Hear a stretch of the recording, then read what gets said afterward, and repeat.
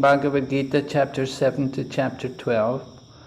So I'll be taking your class here for the next 2 weeks. We're having class 5 days a week, Monday to Friday, this time. Okay.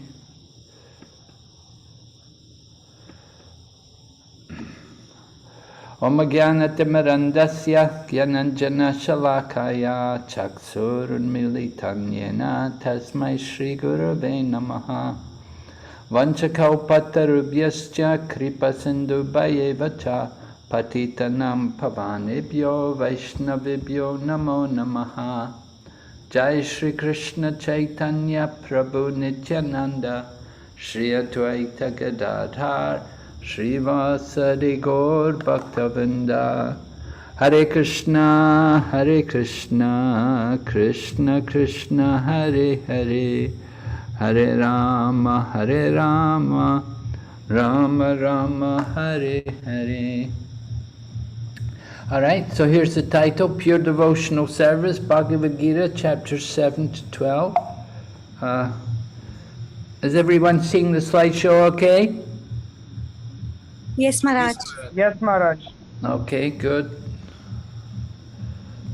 Okay, so Bhagavad Gita is in 3 portions. You've already studied the first 6 chapters, I assume. So the first 6 chapters was emphasizing more karma yoga. Although other yogas were also introduced, you had some jnana yoga, you had dhyana yoga, and there's a tinge of bhakti there also, but the main feature is on karma yoga. So that was the first 6 chapters, and then this middle portion is more on bhakti yoga. Other things are also there, but the emphasis is more towards bhakti. And then in the final section, it will be jnana yoga. Like that, 3 portions. So bhakti is in the middle.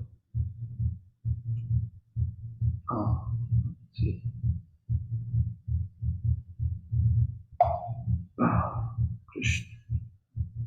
Bhakti is in the middle. Now some people think the most important yoga should come at the end. Some people think, like they have a saying, there should be a sweet at the end. And so, no, Bhagavad Gita is not like that. Bhagavad Gita is more like a sandwich.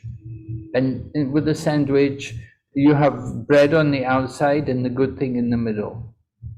At least I hope you have a nice sandwich. We want to put maybe the cheese or something there in the middle. And so Bhakti Yoga is like that. And Bhakti Yoga is in the center and it's protected. The 2 coverings of Bhakti Yoga. In the beginning by Karma Yoga and at the end by Jnana Yoga. So Bhakti Yoga is the main focus of the Bhagavad Gita. And is kept in the central position there, although it also comes there in other places. All right, so we'll go ahead. Chapter summary of the chapter. This 7th chapter describes the power of the Lord, most worthy of worship, and the 4 types of worshipper and non-worshippers. So we'll hear about these things.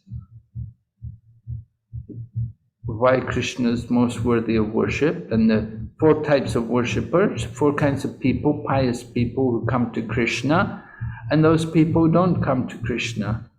It will all be described in the 7th chapter. Conclusion of the first 6 chapters. Some people only read the first 6 chapters.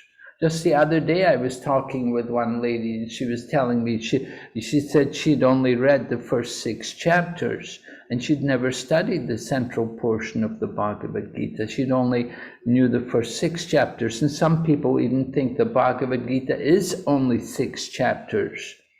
There was one famous Acharya, and he left the world now, but he was a famous Swami, a famous guru, a Maharishi, and he wrote a commentary on the Bhagavad Gita, but only the first 6 chapters. He didn't write any more than the first 6 chapters. So many people thought Bhagavad Gita is only 6 chapters. But first 6 chapters only the first part of the Bhagavad Gita. You have to go on and hear the rest of the Bhagavad Gita. So Bhagavad Gita, the first 6 chapters was the beginning of hearing the Yoga Ladder. We've taken this reference here from Prabhupada's purport, from chapter 7, text number 1. Maybe someone would like to read this for me? In the first 6 chapters of Bhagavad Gita, the living entity has been described as a non-material spirit soul capable of elevating himself to self-realization by different types of yogas. At the end of the 6th chapter, it has been clearly stated that the steady concentration of the mind upon Krishna, or in other words, Krishna consciousness, is the highest form of all yoga. By concentrating one's mind upon Krishna, one is able to know the absolute truth completely, but not otherwise. Thank you, Prabhu. Yes. So the first 6 chapters was describing, of course, you know, in the 2nd chapter, you heard the difference between the body and the soul. And Lord Krishna was defeating all of Arjuna's arguments for not wanting to fight. And then Lord Krishna brought the discussion to a higher level, speaking about karma yoga and how we didn't have to worry about reactions, and then brought in Gyan, and then even taught meditation in the 6th chapter. And then at the end of the 6th chapter, Lord Krishna concluded his description of the yoga ladder by describing that bhakti yoga was at the top of the yoga ladder, that it was the supreme method of yoga. And all the other yogas, the other processes are all included within bhakti yoga. And so it's bhakti yoga, which yoginam api sarvesham margatin antaratmanam, right? It's the highest yoga, the topmost yoga. But we have to concentrate the mind upon Krishna. It's not so easy thing to actually come to that level of bhakti yoga. We talk about it, but to actually do it properly, in other words, concentrating our mind upon Krishna, is often the challenge. So Lord Krishna described these things in the first 6 chapters. Now in the 7th chapter, he's going to go on, and he begins the 7th chapter by again stressing the importance of fixing the mind, controlling the mind. Because without controlling the mind, then we can never actually be thinking of Krishna and remembering Krishna. All right, so here's the outline of the 7th chapter. Chapter begins with the first 3 verses, knowing Krishna in full by hearing about him. We will hear about the importance of this hearing process. Certainly, Lord Chaitanya always gave great importance to the hearing process. And we see here also in the 7th chapter, Lord Krishna is stressing hearing. Actually, it's significant because hearing is the first step of bhakti yoga, right? Without hearing, we're not able to chant. Shrinvatam swakata Krishna. So hearing, Shrinvatam swakata Krishna punya swaravana kirtana. That's another verse. I'm thinking of something else. Shravanam kirtan Vishnu, smaranam pada sevanam, archanam vandam dashyam sakyam atmanivedanam. So Shravanam kirtan Vishnu. The first thing is hearing. We have to hear, and then we can chant, and then we can remember. So Bhakti Yoga is progressive, And the first step of Bhakti Yoga is hearing. So the 7th chapter also begins with Lord Krishna speaking about the importance of hearing. And then verses 4 up to number 12, Krishna will describe himself as the origin and essence of everything, both spiritual and material. And that is followed by, well, text 13 and 14, Lord Krishna controls the modes, therefore surrender. Then 15 to 19, we'll hear the 4 kinds of impious and pious persons, and who are the best of these. And then 20 to 25, misplaced surrender, demigod worshippers and impersonalists are described. And then the final section, the bewilderment of the living entity and his freedom through knowledge of Krishna. Bewildered, right? So that's the different sections of the Bhagavad Gita. You can see here we've broken the chapter into these different subheadings, and we'll look at these points as we go through this 7th chapter. 7th chapter we'll look at today and tomorrow also. It's an important chapter, so we'll spend a couple of days. We have only 6 chapters, but we have 10 classes, so we can spend a couple of days on the 7th chapter. All right. Someone like to read? Connection with previous chapter? In the last verse of chapter, Krishna explained that he who always abides in me, concentrates the mind upon me, and renders loving devotional service to me is the greatest of all yogis. Mad gaten antaratmanah yah mam bhajate sa me yukt atmo matah. In order to explain his own swarup, the object of worship by the jiva and the means to realize him, he speaks chapter 7. Hare Krishna.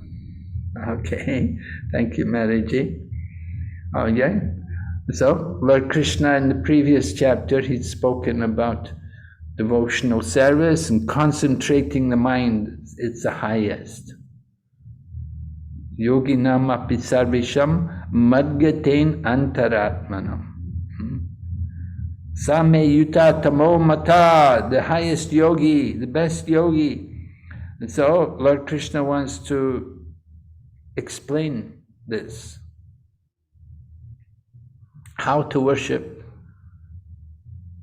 The object of worship by the jiva, the means to realize him. We're going to hear the means to how to realize Krishna and why Krishna is the object of worship. So here's the first verse of the 7th chapter. Right, someone like to chant for us? Who's good in chanting? Who likes to chant? Maharaj, shall I try? Yeah, go ahead. Shri Bhagavan Vacha Maya Sakta Mana Partha Yogam Yunjam Madashraya Asamshayam Samagram Mam Yatha Gyasasi Tachino. Yes, translation. The Supreme Personality of Godhead said, "Now hear, O Arjuna, how by practicing yoga in full consciousness of me, with your mind attached to me, you can know me in full, free from doubt." All right, so Lord Krishna is speaking, Maya asaktamana, with your mind attached to me. We want to attach our minds to Krishna. It's very important, right? Devotional service. We want to be constantly thinking of Krishna. Always remember Krishna, never forget him. So it's important for us to attach our minds to Krishna. And this way we will be able to be free from doubt. But we have to, in order to attach our minds to fully to Krishna, we have to hear. So Krishna begins, you can see the Lord said, "Now hear, O Arjuna."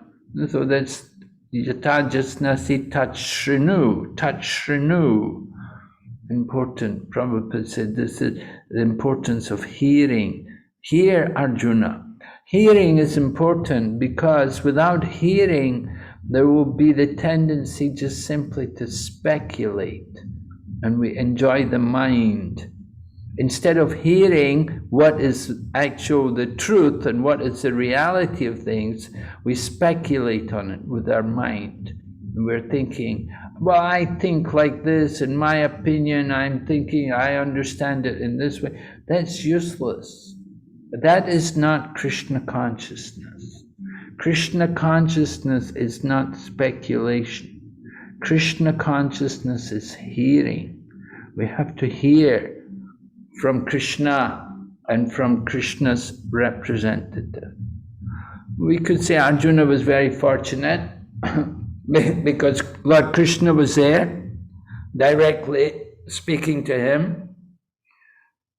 We hear from Krishna's representative. Just like Srila Prabhupada, he's a representative of Lord Krishna. So we should hear from Prabhupada. We shouldn't have any doubts. Just hear carefully. Right? Someone read? Knowing Krishna in full by hearing about him. Different types of yoga are only stepping stones on the path of Krishna consciousness. One who takes directly to Krishna consciousness automatically knows about Brahm Jyoti and Paramatma in full. This of Krishna consciousness yoga, one can know everything in full, namely the absolute truth, the living entities, the material nature, and their manifestations with paraphernalia. Yeah, is there a bit more? Wait. Yeah, go ahead. One should therefore begin yoga practice as directed in the last verse of the 6th chapter. Concentration of the mind upon Krishna, the Supreme is made possible by prescribed devotional service in 9 different forms, of which Shravanam is the first and the most important. The Lord therefore says to Arjuna, Tachunu, or hear from me. One has therefore to learn from Krishna directly or from a pure devotee of Krishna and not from a non-devotee upstart, puffed up with a academic qualification, academic education. Bhagavad Gita 7.1. Okay, thank you, Mariji. Let's have a look at this. What Prabhupada is saying here. It's different types of yoga are just stepping stones for Krishna consciousness. But we're taking directly to Krishna consciousness. The other yogas, Hatha yoga, Jnana yoga, Karma yoga, they're going to lead us to Krishna consciousness. They will lead us to Bhakti yoga. But why go through that? Go directly to Bhakti yoga. And Prabhupada said, you come to Krishna consciousness, we'll know everything about the other things like the Brahman and Paramatma. It's all there within Bhakti yoga. And just like by reading Srimad Bhagavatam, we get information about the Brahman and Paramatma. Everything is there in the scriptures. We hear about Krishna, Krishna's teaching, Krishna's describing everything to us. Prabhupada gives the example, one who has $100, he also has $50. He also has $20. It's all included within the $100. In the same way, one who is a bhakti yogi, he also has knowledge of the Brahman and knowledge of Paramatma. But he understands ultimately the supreme goal, the supreme object of meditation is the Bhagavan feature, the absolute truth. So devotees not bewildered about these things. And then in the second section here, Prabhupada is emphasizing the importance, concentrating the mind by hearing. It's the most effective means of concentrating the mind. Some people, they will do silent meditation. They want to go, they think silent meditation, they go away from everyone. They don't want to hear anything. But best thing is to hear about Krishna. Fill the ears with topics of Krishna. There's a famous example of the monkeys. One monkey's covering his ears, hear no evil, and then covers his mouth, speak no evil, covers his eyes, see no evil. But devotees, we don't have to do that. We just simply have to put Krishna there, and then we don't have to be afraid of anything. Hear no evil, we just hear about Krishna. There's no evil in hearing about Krishna. So we hear from Krishna or from Krishna's representative, the pure devotee. You don't want to hear from someone who is not a devotee. And of course, there are a lot of people who are speaking on Bhagavad Gita, but often they're not, they simply have academic qualifications and no real devotion. So it's important that Krishna is understood by devotion.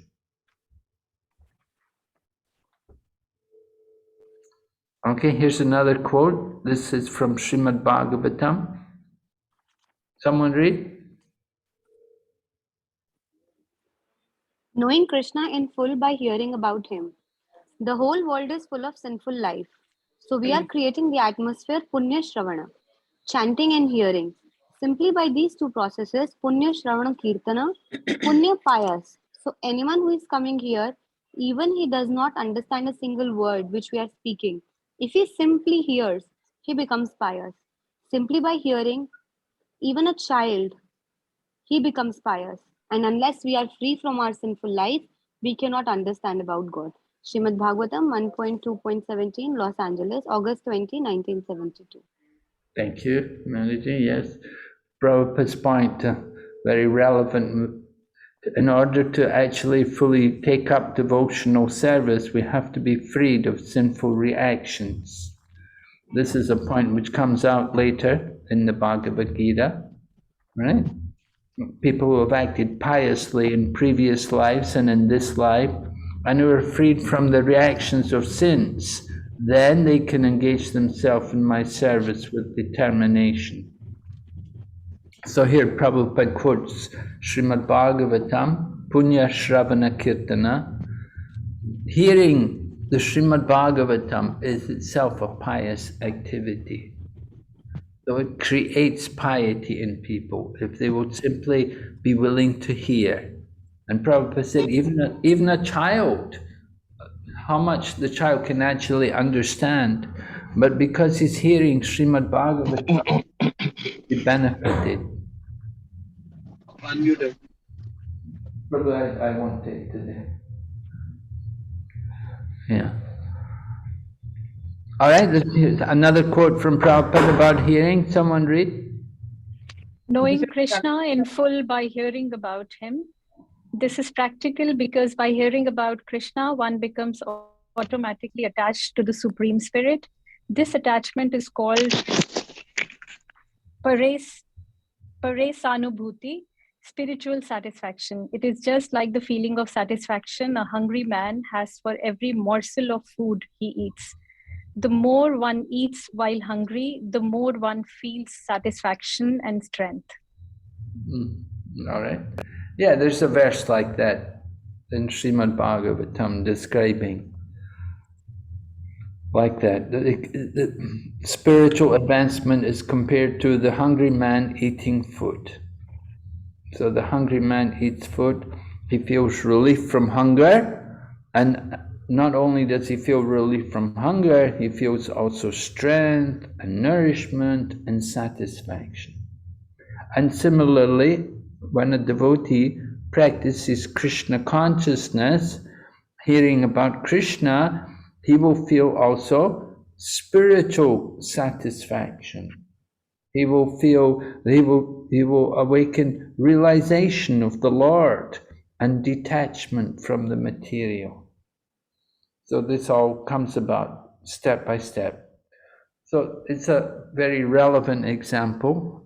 We all know what hunger is like, and we all know, when you're fasting, maybe after you break the fast, you feel relief from hunger, and you feel strength and then satisfaction. So the same thing comes about by hearing about Krishna. We develop spiritual satisfaction. Okay, another quote. This Bhagavad Gita. Someone read?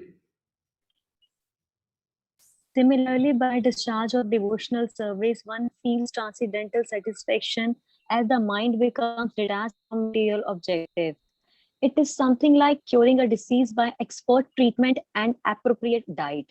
Hearing of the transcendental activities of Lord Krishna is therefore expert treatment for the mad mind, and eating the foodstuff offered to Krishna is the appropriate diet for the suffering patient. This treatment is the process of Krishna consciousness. BG 635. Perfect. Okay, so we often give this example. Chanting is like the medicine. Oh no, prasadam is the medicine. Chanting, how is it we go?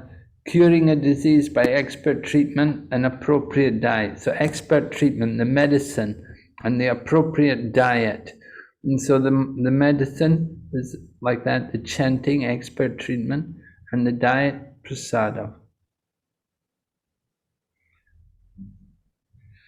So hearing about Krishna, this is also part of that treatment. You could say hearing the mantra is one thing, but hearing also the glories of Krishna and hearing the teachings of Lord Krishna is given here in Bhagavad Gita. Another quote here from Srimad Bhagavatam, first canto. Yes, someone read? One should hear with rapt attention. Sorry, Mataji, you go please. One should hear with rapt attention from the real person, and then he can at once realize the presence of Lord Krishna in every page. The secret of knowing Bhagavatam is mentioned here. No one can give rapt attention who is not pure in mind. No one can be pure in mind who is not pure in action. No one can be pure in action who is not pure in eating, sleeping, faring, and mating. But somehow or other, if someone hears with rapt attention from the right person, at the very beginning, one can assuredly see Lord Krishna in person in the pages of Bhagavatam. All right, so it's a very nice purport. It's a very famous purport. I hope you're familiar with it. It's the final verse of the 3rd chapter of the 1st canto. Lord Krishna had been describing the different Leela avatars, and then at the end of the chapter, they were discussing the glories of Srimad Bhagavatam, and then how to actually concentrate the mind, how to fix the mind on hearing Srimad Bhagavatam. So this is Prabhupada's purport to that section, that we have to hear with rapt attention from the right person also. And then Prabhupada said, if we hear in this way, one day we will see Krishna in every page. You want to see Krishna? You can see Krishna in the pages of Srimad Bhagavatam or even Bhagavad Gita. If we study in the proper manner, with the right mood, with that rapt attention. And Prabhupada gives some points here. We should, in order to control the mind, you must be pure in action. And pure in action means pure in eating, sleeping, fearing, and mating. But then at the end, he seems to give a concession. He says, somehow or other, if someone hears with rapt attention from the right person at the very beginning, one can assuredly see Krishna in the pages of Bhagavatam. We want to see Krishna? Read this book. Read Srimad Bhagavatam. We can see Krishna there in the pages. But we have to read carefully. All right. A smaller quote here. Actually, the perfection of life depends on one's inclination to hear about Krishna. Unless one becomes interested in Krishna, in his pastimes and activities, there is no question of liberation by means of yoga practice or speculative knowledge. Srimad Bhagavatam 4:23-12 purport. So again, hearing about Krishna. Prabhupada's making the point here. Don't get into speculation. And it's not a question of yoga practice. We have to simply want to be hearing about Krishna. We should be very eager and very interested to hear about Krishna. So that's the first verse. The second verse then goes on. Does someone like to read second verse for us? Yes, Maharaj. Jnanam teham savijnanam idam rakshama sheshata yad gyatva neha bhuyogam gyatva mam avishishyate. Yes. Do you know the translation? Yes, Maharaj. I shall not declare unto you in full this knowledge, both phenomenal and luminous. This being known, nothing further shall remain for you to know. Okay, nothing further will remain for you to know. You know everything. So mention jnanam and vijnanam, knowledge and realization, or everything which is phenomenal and numinous. Jnanam and vijnanam. Jnanam, knowledge, and vijnanam is sometimes described as realization. So that is coming. Here's some quotes here from Srila Vishwanath Chakravarti Thakur in relation to this. He said, before attaining the stage of attachment to me, the devotee understands jnanam, my opulence. After that, he realizes vijnanam, my sweetness. So Vishwanath Chakravarti Thakur speaking on behalf of Lord Krishna, before attaining the stage of attachment to Krishna, the devotee first of all understands, gets some knowledge of Krishna's opulence, and then he goes on to realize Krishna's sweetness.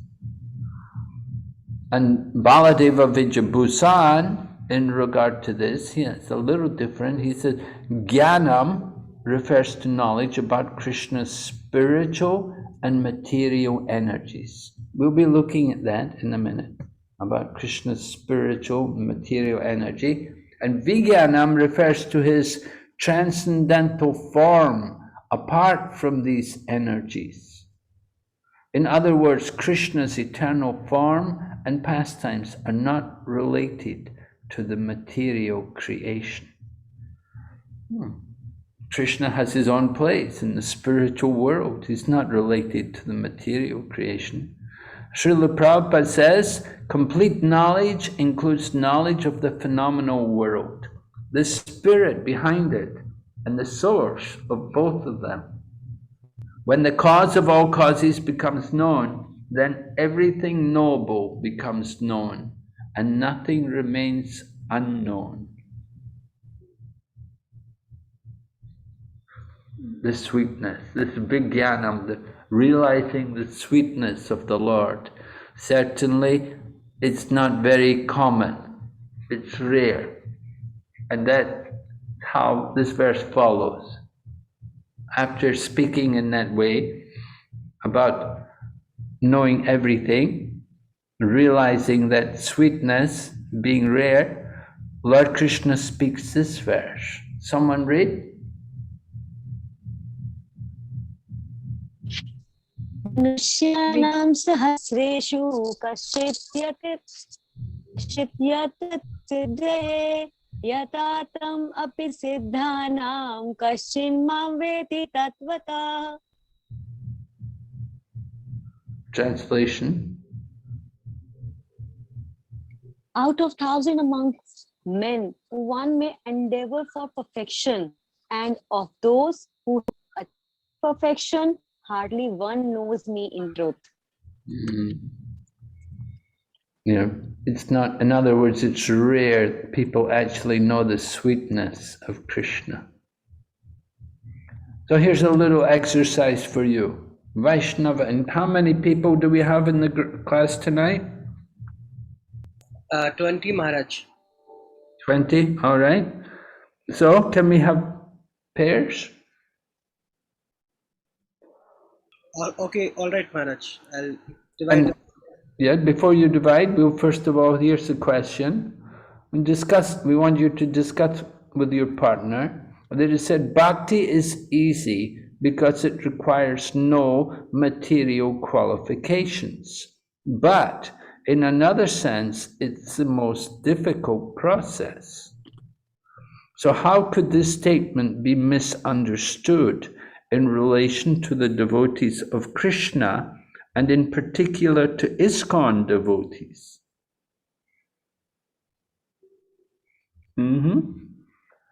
Everyone got the question? Yeah, I mean. So we'll give you some, 5 minutes? 5 minutes to talk about this, see how you get on, 5 minutes? So how do we do it in a pair outside this call? Is it, Maharaj? The devotee will give you a partner. The devotee, there should be somebody putting people into pairs, and they'll put you. We go into rooms, right? You have rooms. We have outside. Yeah, we go out. We break out rooms, and you'll be with a partner, and you can discuss.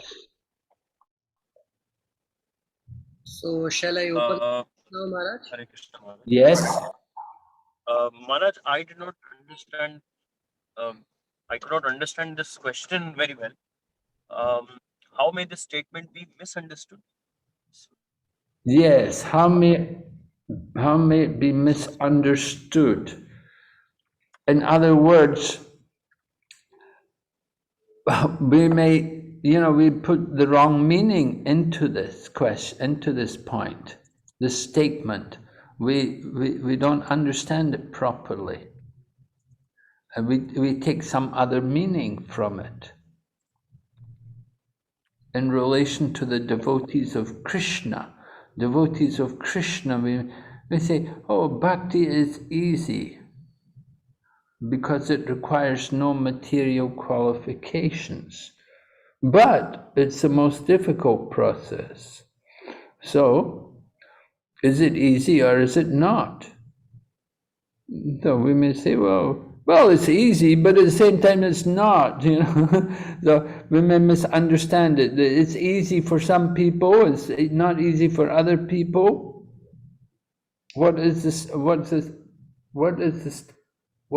How should we take this statement? This Vaishnava integrity. Let's see, well, it's described here. Oh, no. The idea is to understand the statement, and often we will put the meaning we want to go into the statement rather than the meaning which is actually intended by the author. So how should we actually understand? How do you understand this statement in relation to devotees of Krishna? How can we what are the different ways in which this statement could be understood? And what is the correct way to understand it?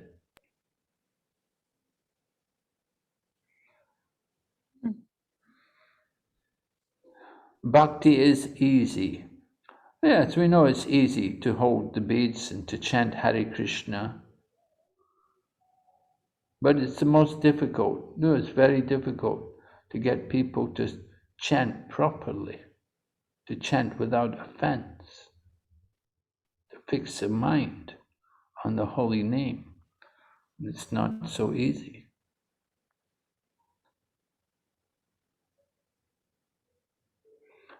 So we may consider, devotees of Krishna, they have the easiest process. It's a very easy thing to be a devotee of Krishna. We may take the first part of the statement. Oh, yeah, anybody can be a devotee of Krishna. It's easy. No material qualifications. You don't have to have any qualifications to be a devotee of Krishna. So if you don't have to have any material qualifications, it's nothing. We shouldn't value it very much. We don't need to value it very much because you don't have to have any qualifications, so it can't be very important.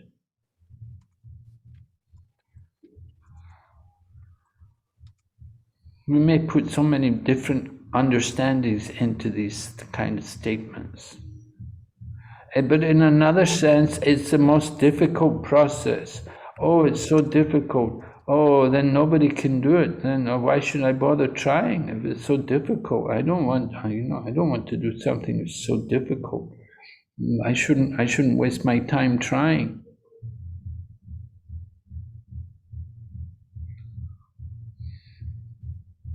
And then, in particular, to ISKCON devotees.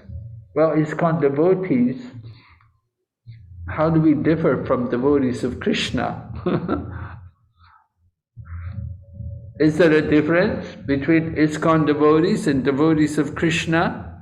Of course, devotees of ISKCON are also Krishna devotees, but there are devotees of Krishna who are not members of ISKCON.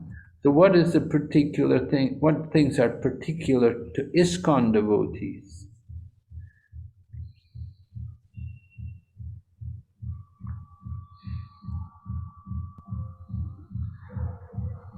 So take some time, take a few minutes and discuss with your partners and see what you can come up with on your own, and we'll come back. Right? Give you 5 minutes to talk about this with your partner and see if you can come up with some ideas. Shall I open it now, Maharaj? Yes, please.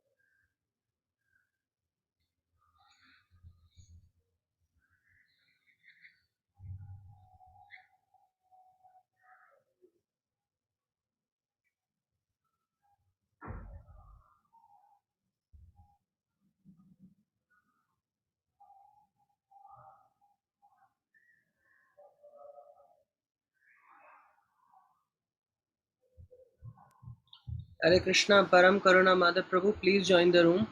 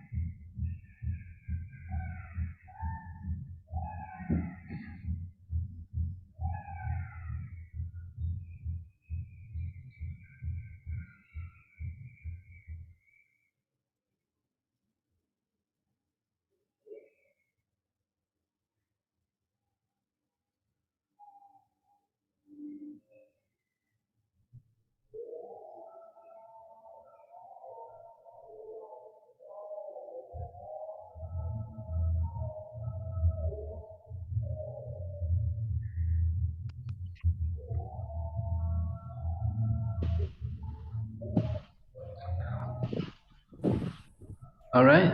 I think time's up, Prabhu. Okay, Maharaj, I'll close the rooms now. So it will get closed by 1 minute. It will Yeah. take.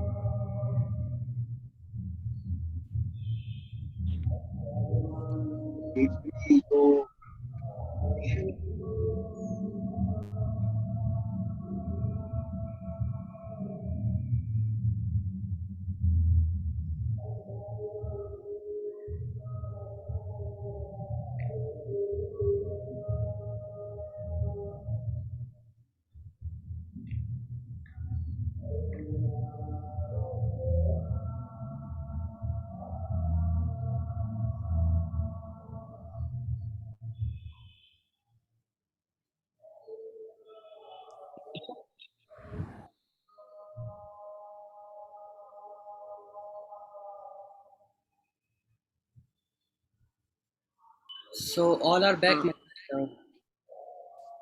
All right. Form and not the substance. We forget what is the substance of doing that thing. Like Gaurav Madhuji, the breakout room has been finished. We are back. sorry.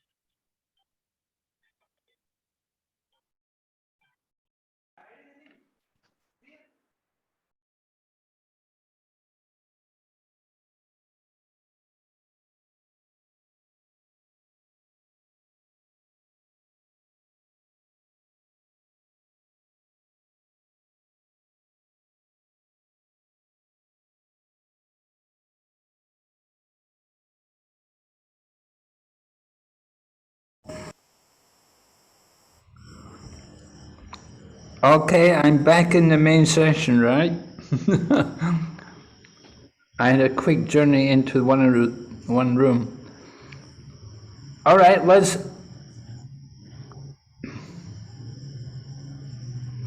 I had someone in my group, Maharajji, but I couldn't hear him because his audio was not working. So Oh my I God. couldn't, I couldn't discuss anything, but I'll mention what I feel.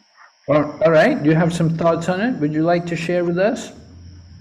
Yeah, so I mean, this is something that I've thought about, that when we say that bhakti is easy because it doesn't require any material qualification is okay, but when we talk about the process where it says that you have to have your mind fixed on Krishna, right, with him being the center, and we are engaged in worshipping him with transcendental faith. Now this process of bhakti is tough, especially when people are entangled in material world. So it becomes very difficult, and I feel that while it's easy to say that bhakti doesn't require a qualification, but to fix ourselves on Krishna in mind and in faith is a difficult process. And I was relating it back to the 8-step process or a 9-step process from Shraddha to Prema. Now that's where it is a process that we have to follow to reach the point of bhakti. So it's not something that on the very first day you are able to kind of do bhakti in a pure way. And that's what I feel is a difficult process. Now, please tell me if I'm going in the right direction or not.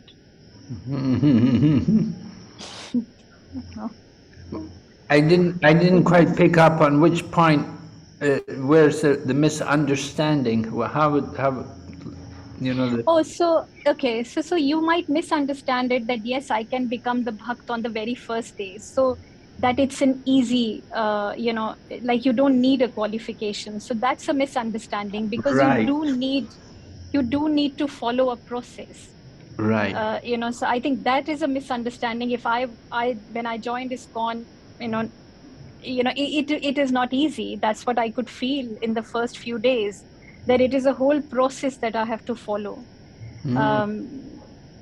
So it is a misunderstanding if someone feels that I could become a pure bhakt on the very first day. It is a good Vigyan process, and when you say Vigyan, it is a methodical process according to me. It is not an easy thing on the first day. And I could see the difference between, say, ISKCON devotee and normal devotees that we see in our day-to-day home, that I am Krishna Bhakta or I pray to Krishna every day. But there is a difference, right? Because of the methodical process that you go through to get fixated on Krishna and to fix your mind in Krishna and faith in Krishna. Yes. Thank you very much. Very nice. Actually, in Madhurya Kadambini, Vishwanath Chakravarti Thakur describes different anarthas which are there in devotional service. And one of them is that there's a lot of enthusiasm due to pride in the beginning of devotional service, because sometimes we think, this is easy. Oh, this is easy. Oh, 16 rounds, this is easy, you know. In the beginning, sometimes, you know, people come and we're thinking, oh, nothing very difficult here. Yeah, you know, I'm a pure devotee, why not? We're thinking so not very challenging, you know. Far from there. Yeah, but as we go on, of course, we see there are so many paths, so many things to be understood, so many, so much progress is still to be made. Okay, so thank you very much, Mataji. Anybody else who would like to share with us? Yes, Prabhu? Yes. Mataji, you mind if I? Go ahead. Mataji, I'm sorry. I'm really sorry. Maharaj, like we hear that these two things, that one is bhakti is like, and it's so easy and it's, you know, it's such a good process that even if we walk with closed eyes, we will never fall down. Even Rupa Goswami says in NOD that there is no, that one who is practicing all the rules and regulations in bhakti, he will never fall down. And if there is a fall down, then that will be a circumstantial fall down. So in that sense, it's easy because we don't require any material qualification, especially we hear the verse 9.26, Patram Pushpam Phalam Toyam. I mean, everyone can satisfy Krishna through simple means. So we don't require any material qualification. So in that sense, it's easy. But still, we also hear that bhakti is like a sharpened razor. So in that sense, but to come to bhakti, although we don't require material qualification, we do need bhakti and mukha sukriti. We need mercy of devotees. And after we come to bhakti, that time we have to be very sincere and we have to be very careful that we don't break any regulatory principle. We are following all the rules very strictly. And simultaneously, we should always be humble and we should know that we cannot advance in bhakti without the mercy of devotees, without the bhakti of spiritual master. So it's both the things. It's in one sense, it's you can even walk with closed eyes and you'll never fall. But in the other sense, it's like a sharpened razor. Yes. Okay. So where's the misunderstanding? That one way we think you can walk with closed eyes, but but we should be careful because it's a sharpened razor.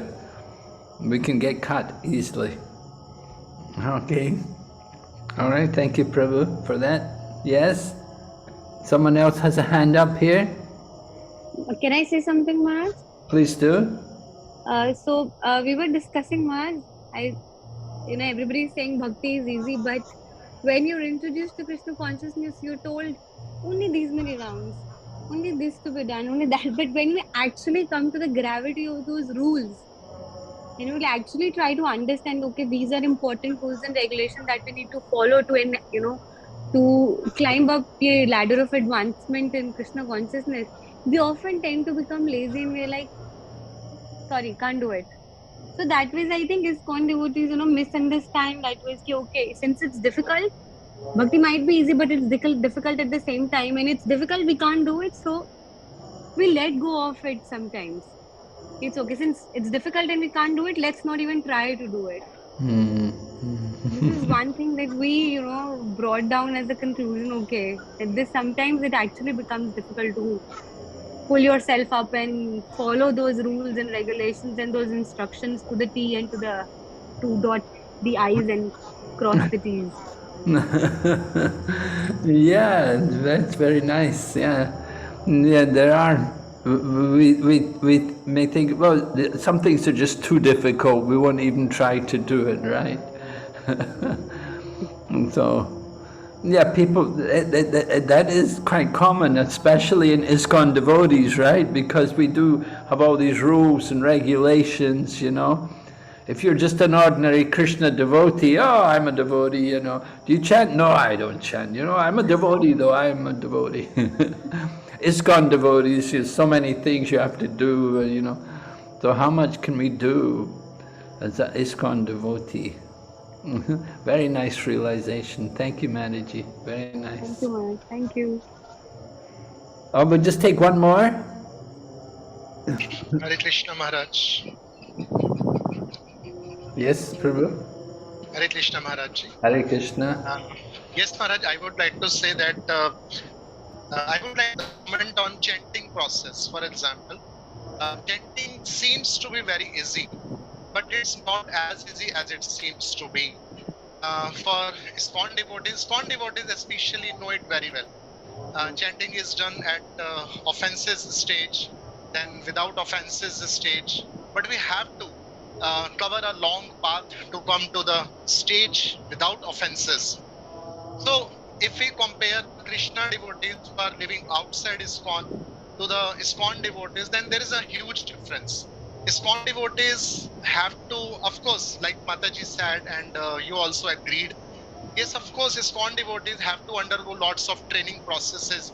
Like right now, we are also studying this Bhakti Sastri courses. This is also a part of our training. So, but outside ISKCON, Krishna devotees are not following all these things. Whatever they do, I think they do as per their whims and fancies. That's all, Maharaj. Thank you. Okay, thank you, Prabhu. Thank you for sharing that with us. Yes, chanting is not easy. It's a challenge for all of us. We have to understand the difficulties. Okay, let's go ahead here. Coming back to our PowerPoint. Okay. So, Prabhupada said, in relation to that, you know, we're talking easy. Prabhupada says, what is the difficulty? So, someone can read?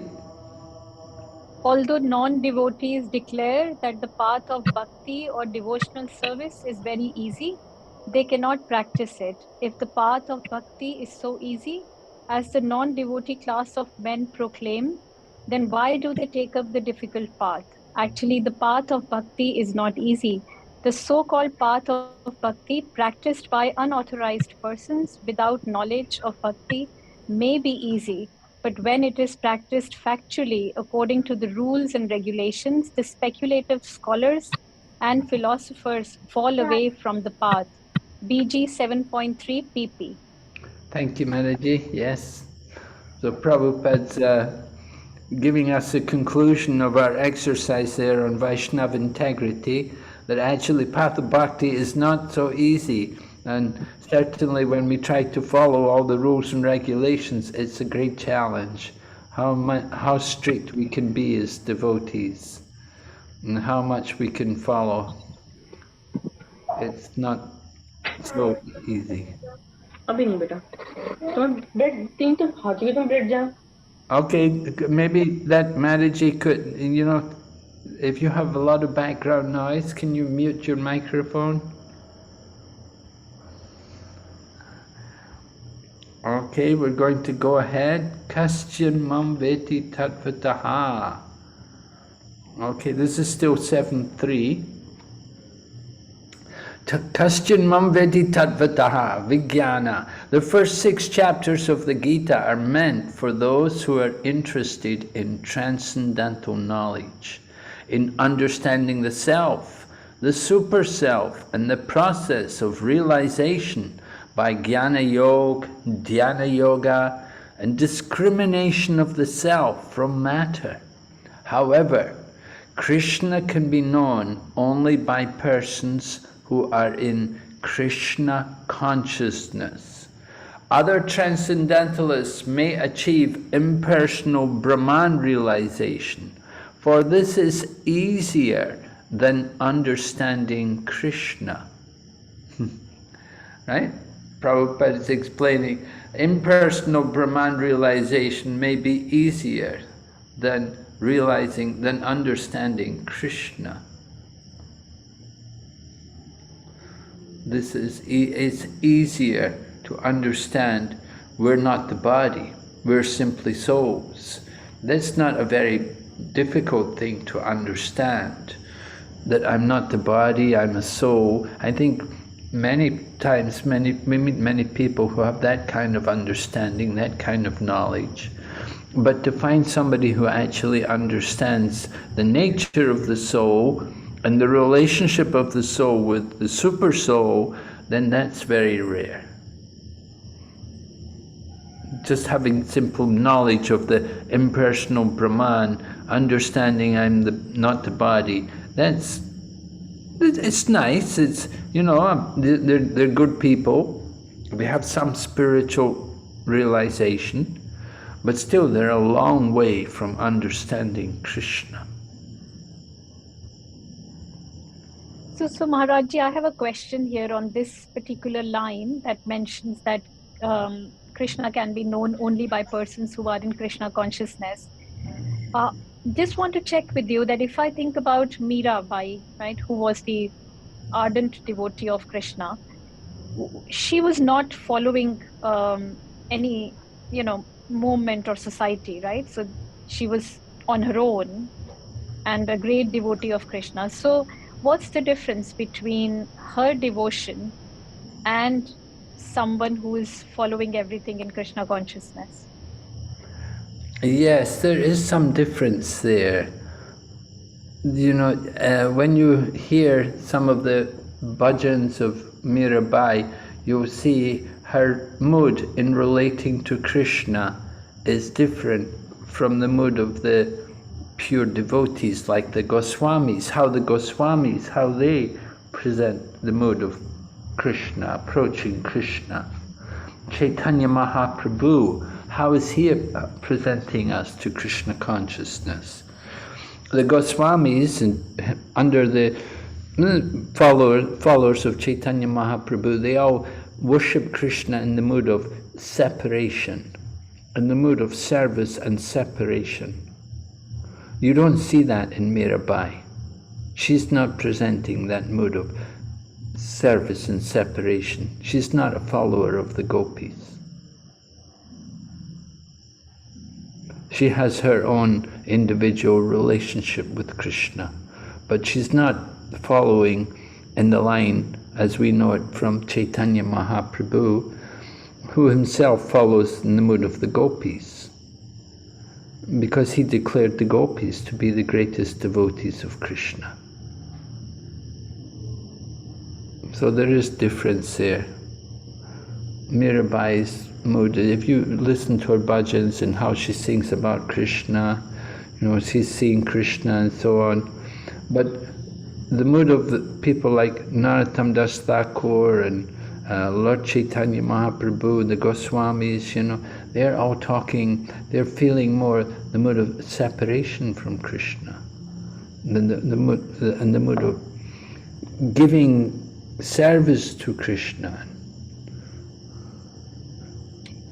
submission to Krishna, and following in the mood of the gopis, Vipralamba Seva. So that's a difference. The Mirabai is not connected in any parampara. She didn't come through any line of disciplic succession. She wasn't trained by any acharyas. But she had her own devotion for Krishna. No, it's nice, but it's not quite in the mood. See, Chaitanya Mahaprabhu, the Goswamis, they're teaching about developing this mood of the great longing for Krishna, and this mood of separation from Krishna and feeling just the longing to be with Krishna. So this is the special feature of the devotion which is taught by Chaitanya Mahaprabhu and his devotees like Rupa Goswami and the other Goswamis, Narottam Das Thakur and so on. They're all in this line. You understand? Yeah, sort of. Yeah, sort of. But did she know Krishna? The way we say that only Krishna consciousness people can know Krishna. But did she know him?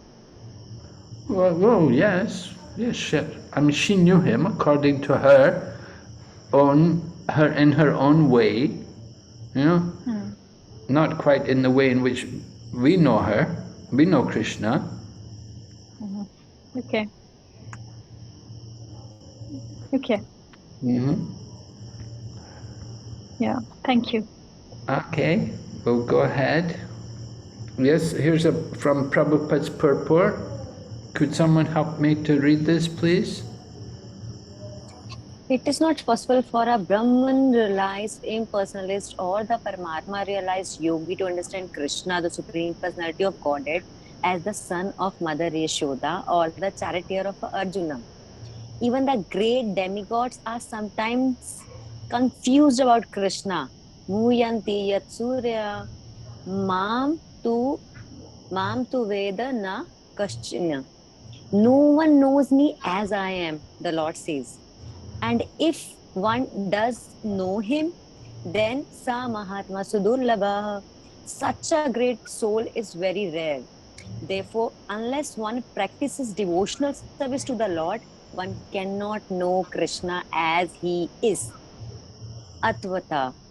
Even though one is a great scholar or a philosopher. Bhagavad Gita 7.3 purport. All right, so here you can see some particular ways of which we understand Krishna. You were talking, we were hearing about Mirabai just now. So Mirabai, she has her particular image of Krishna and her mood of Krishna, relating to Krishna. But here in our line in Krishna consciousness, we think of Krishna as the son of Mother Yashoda, or the charioteer of Arjuna. This is particularly the mood of devotees. In our line, now Mirabai, she doesn't have quite that kind of mood. You're not thinking of Krishna as the son of Mother Yashoda or the charioteer of Arjuna. She's thinking of him in a different way, in her own way. So we're following the line of our acharyas, and they're teaching us we want to understand Krishna in this way. The Brahman realized impersonalists and the Paramatma realized yogis, they can never think like this. The Gyanis, the Brahma Gyanis, they're only thinking the oneness of Brahman. And the yogis, they just think of the Paramatma, the Super Soul, the Lord in the heart. But we are thinking of Krishna in these different ways, with Mother Yashoda and with Arjuna, the very special. And Prabhupada said, even the demigods, they get confused about Krishna. And Krishna also knows that. The Mahatmas are not very common. So it doesn't help you just being a great scholar or philosopher. What's important is devotion. And devotion is cultivated by association with devotees. In the association of devotees, we hear about Krishna. We'll be hearing about Krishna. All right, so Prabhupada explains, nobody is interested to become Brahmana. They are interested to become dogs and hawks. That is their interest. Manushyanam sahasreshu kaschid jatati siddhaye. And yatatamapi siddhanam. It is not that coming to the platform of a qualified Brahmana, one can understand Krishna. That is also not complete. Still you have to go further. So Brahmana is just the mode of goodness. To actually understand Krishna, we have to come to the level Shuddha Sattva, pure goodness. We have to transcend the three modes, right? We have to go on from there. So Prabhupada is quoting the 7.3, this Yatatamapi Siddhanam, hardly one knows me in truth. Some people may understand the Brahman, that's not full, that's only part. All right, so we show here, moving on, from 7.3, we're going up, verse number 4 and number 5. Verse number 4 describes the inferior energy, the para-prakriti, the elements of the material nature, the mahabhutis, earth, water, fire, air, ether, mind, intelligence, and false ego. Altogether, these 8 comprise my separated material energies. Right? These are the 8 elements of the material nature, the inferior or apara prakriti, inferior prakriti. And it's described as Krishna's separated energies. Right? Does anybody, someone can explain to me why it's separated? Yes, anyone?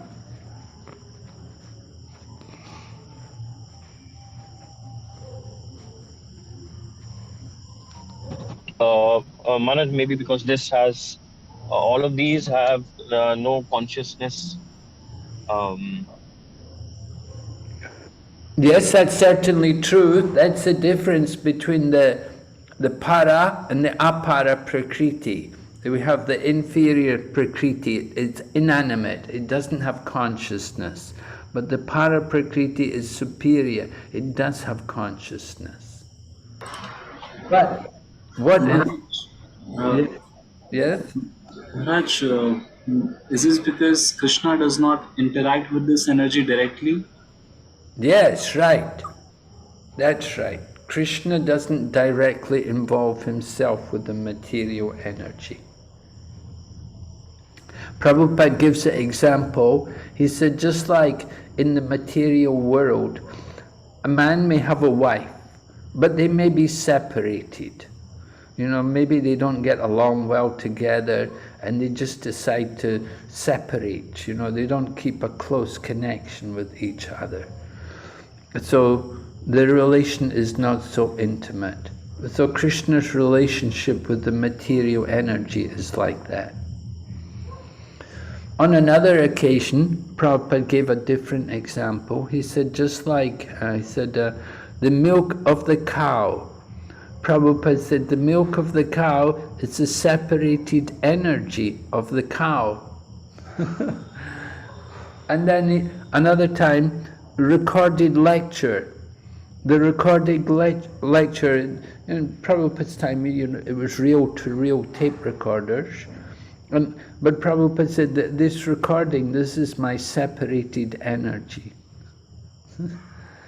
So Prabhupada gave us different examples to understand this separated material energy.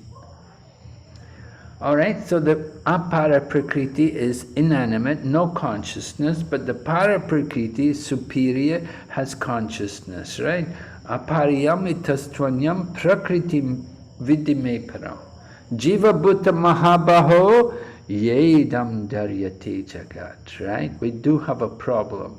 Although we are superior energy, we are exploiting the resources of this material nature.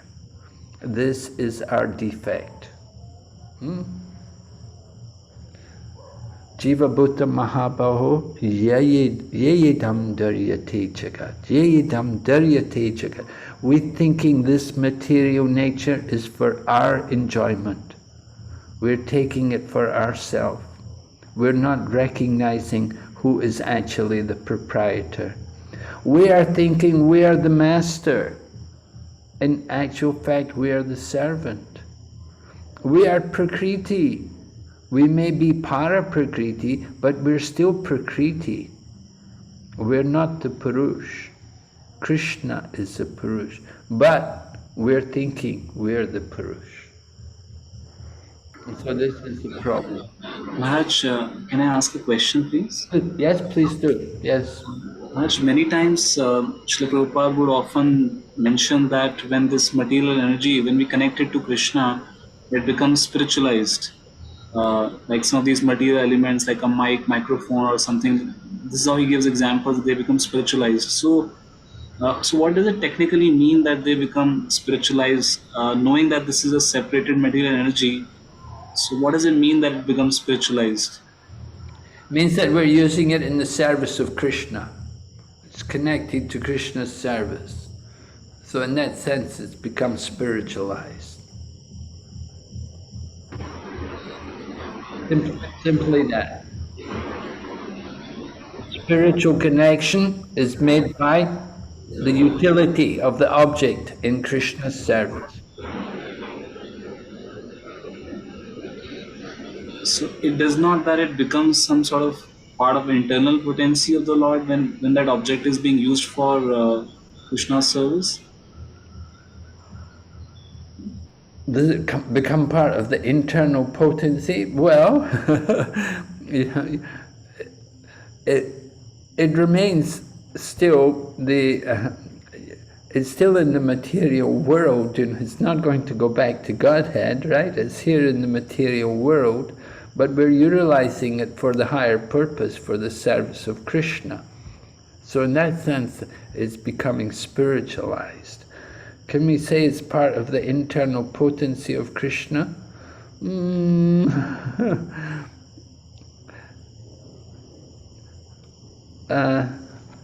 Temporarily. So long as you use it in the service of Krishna, yes. If you always use it in the service of Krishna, then it's the internal potency.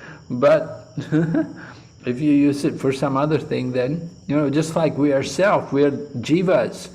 We can also be part of the internal potency, but we can also fall back into the material world.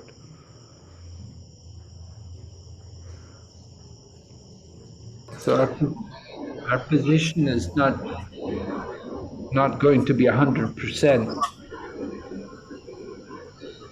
Not that we're fully under the influence of the internal potency. Understood, Maharaj. Thank you so much.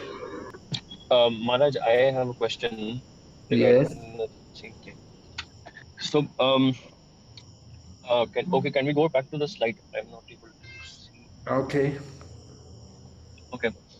Earth, water, fire, air, ether, mind, intelligence, false ego, all together, these constitute separated material energies. Okay. So, what I understood is that because Krishna doesn't deal with them directly, so they are called separated. Krishna does not deal with them directly. What does this actually mean? Because if Krishna, like when he descended or when Chaitanya Mahaprabhu descended, he dealt with Yamuna water. He dealt with other things also. So what is the meaning of Krishna doesn't deal with earth, water directly? So I didn't understand that. Well, it's a material energy, right? It's inferior. It's in here in the material world. It's not under his internal potency. These elements of the material world, they're created and annihilated again and again. Sometimes they're manifest, sometimes they're not. It's the nature of the material elements. They're eternal, but sometimes they're manifest, sometimes they're not. At the end of the life of Brahma, it's all annihilated again. And enters into Mahavishnu, and then there's again creation, it's all created. So, this is the material world. Krishna is not really enjoying this material world. He doesn't come, he comes to this world, and he does perform some pastimes here. But when he comes, he will bring with him his own abode. He will bring with him the Vrindavan Dham, and he'll bring the Govardhan Hill and like that, you know, and he'll bring also Srimati Radharani. So he brings the internal potency here into this world. But the material world is not really a place, it's described, temporary place of misery. So Krishna doesn't take much pleasure here. He doesn't take pleasure in the material world. He gets his pleasure in the spiritual world, with his eternal devotees.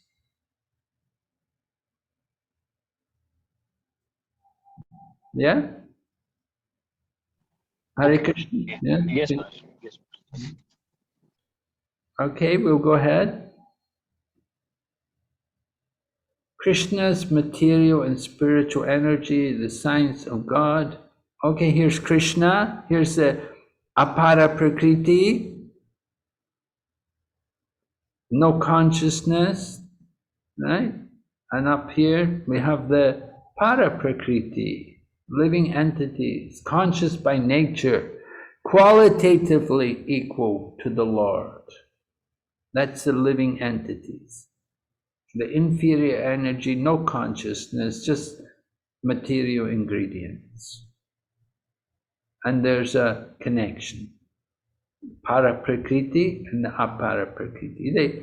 You know, we need to take a body. We come to this material world. We need a body. So under the direction of Krishna, the living entities, the para prakriti, they accept a body made up of the apara prakriti. And then the spirit soul needs to have a material body because we have material desires. So under the direction of Krishna, we take on material bodies.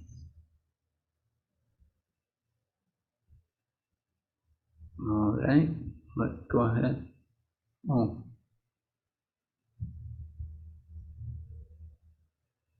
Bina Prakriti, separated energy. So here's from Prabhupada's explanation from a lecture in New Vrindavan. Someone read for us? Bhinna means separated. An example is when I speak into the tape recorder, when you replay the tape recorder, you hear my voice. But it is not me, it is my separated energy. With my energy, I have spoken. I have vibrated some sound and it is recording on the tape.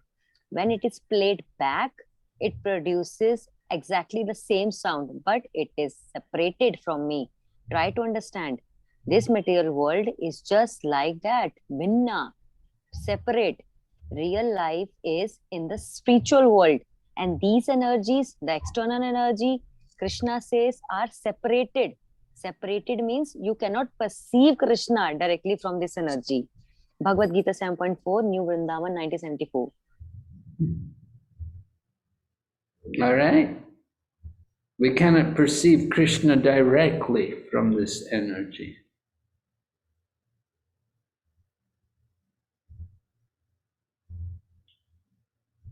Okay, knowledge of the absolute, energies of Krishna. Oh, this is not a very important point. We can read it quickly. Someone read. The first 5 gross elements plus their sense objects, earth, fragrance, water, taste, fire, form, air, touch, and ether, sound, add up to 10 elements. Mind, intelligence, and false ego bring the total to 13. The false ego is the cause of 5 knowledge acquiring senses and the 5 working senses. That equals 23 elements. Finally, we add the Mahatattva, the 24th element, which is the cause of false ego. Hare Krishna. Thank you, Maharaji. Yes. So this is from Surrender Unto Me by Barijan Prabhu, describing how the elements of the material creation number 24, right? Initially we had 8 elements, now it's become 24, more detail.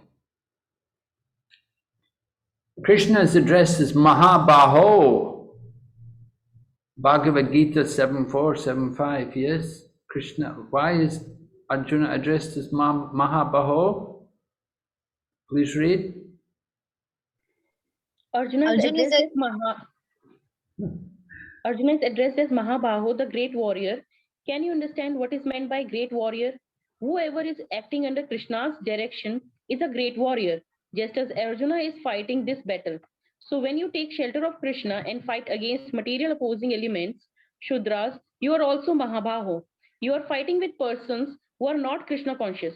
You are pushing on the Krishna consciousness movement by fighting. But this fighting is different. This was taught by Lord Chaitanya Mahaprabhu. Krishna Varnam Tusha Krishnam Sangopanga Sastra Prashadam. Lecture Bhagavad Gita 7.45. Hare Krishna. Yeah, that's Prabhupada lecturing in Bombay, 1971. He's encouraging the devotees. They had to fight there. You remember, Prabhupada bought the land, and at one point the devotees all got locked up and arrested, and they tried to break the temple. Well, it was a real battle. And so Prabhupada's encouraging the devotees there. This fighting is different. This was taught by Lord Chaitanya. You're pushing on Krishna consciousness movement by fighting. So we have to also become great warriors. We do have to fight. We have to push on Krishna consciousness despite all the elements, despite all the opposition. We have to push on regardless. Going on, verse number 6 of the 7th chapter. Krishna is the creator. Lord is the cause of the world by these two energies, Maya Shakti and Jiva Shakti, Shitra and Shitragna. Right? So 7.4, we heard about the Prakriti, the different elements of Prakriti, the inferior Prakriti. Then 7.5 was describing the superior Prakriti or the Jiva. Now, verses number 6 and 7 are going to describe about Lord Krishna, who is the Ishwara. So you can see the Prakriti, Jiva, Ishwara, that interaction between these things. So you have the Jiva Shakti and the Maya Shakti, right? Kshetra is the field, or the Maya Shakti, and Kshetragna is a living entity. And there are two Kshetragnas. The Paramatma is also the Kshetragna. He is the cause of creation, maintenance, and destruction. The soul of all souls. Oh, wonderful verse, number 7, right? This is a very nice verse. I hope you all know it very well. You should be familiar. Maharaj, can I ask a question regarding the last verse? Okay, Prabhu, go ahead. Yeah. Maharaj, it is mentioned there, Kshetra and Kshetragya. So why is Kshetra and Kshetragya, these technical words are used? Because Krishna could have easily Prakriti or Jeev. What is the technical import of these two words? Well, Kshetra is, I said, field, right? And Kshetragna is the knower of the field. And so the body is like a field. Just like you have a piece of land, you have a field. And so you plant things in it. You do work with the field, you cultivate the land, and you produce something. Or some people, they may have land, they may not cultivate it. They just let the weeds grow. And so the body is like that. It depends how we use it. It's like a field. You can use the body to become self-realized, or you can use the body to just eat and sleep. So but of course you get reactions depending on what you plant. If you plant melons, you will harvest melons. If you plant beans, you will harvest beans. You can't think, oh, I'll plant beans and grow rice. You won't. You get the results. Jaisa karega, aisa parega, right? You say in Hindi, you say like that, you get the results. And so the body is like a field. And it depends how we use it. And the knower of the field is there. The living entity, the super soul also. There are two Kshetragnas. You understand? These two terms are used in the 13th chapter in the Bhagavad Gita. You can refer chapter 13 verses 1 and 2. They explain there, because Lord Krishna will also use Shitra and Shitragna there in chapter 13 Bhagavad Gita. And he talks there about the field. Okay. Prabhupada also talked about the field, planting the seeds, and you know how you use the field. You get that you're going to get the appropriate results. Depends how you use the field. So how you use the body will depend. You know, are you going to go to hell? Are you going to go to heaven? Or are you going to get liberation and be a devotee? It depends on us, how we use this body. Yeah? Yeah, yes. Okay. Thank you. So Krishna is the soul of all souls. Number 7. Very nice verse, very important verse. Mata parataram nanyat kinchid asti dhananjaya mai sarvam idam proktam sutre mani gana eva. This is a very important verse. Note here that Lord Krishna is saying there is no truth superior to me. Now, we can point out that nobody else says that. Lord Shiva never says there's no truth superior to me. And neither does Mother Durga, neither does Ganesh, none of the devas ever say there is no truth superior to me. Only Krishna says like this, there is no truth superior to me. Everything rests on me. And Krishna gives this beautiful example. Everything rests on him, just like the pearls are on a thread. And you can see in the picture there, the deities wearing beautiful beads around the neck. You see the beads, we don't see the thread. So it's like that. Everything is resting on Krishna, but we don't see Krishna. Just as we don't see the thread which is supporting all the pearls. So the example is very appropriate. And Krishna conceals himself. Krishna doesn't reveal himself to everyone. But he's making a very powerful, very strong statement here that there is no truth superior to him.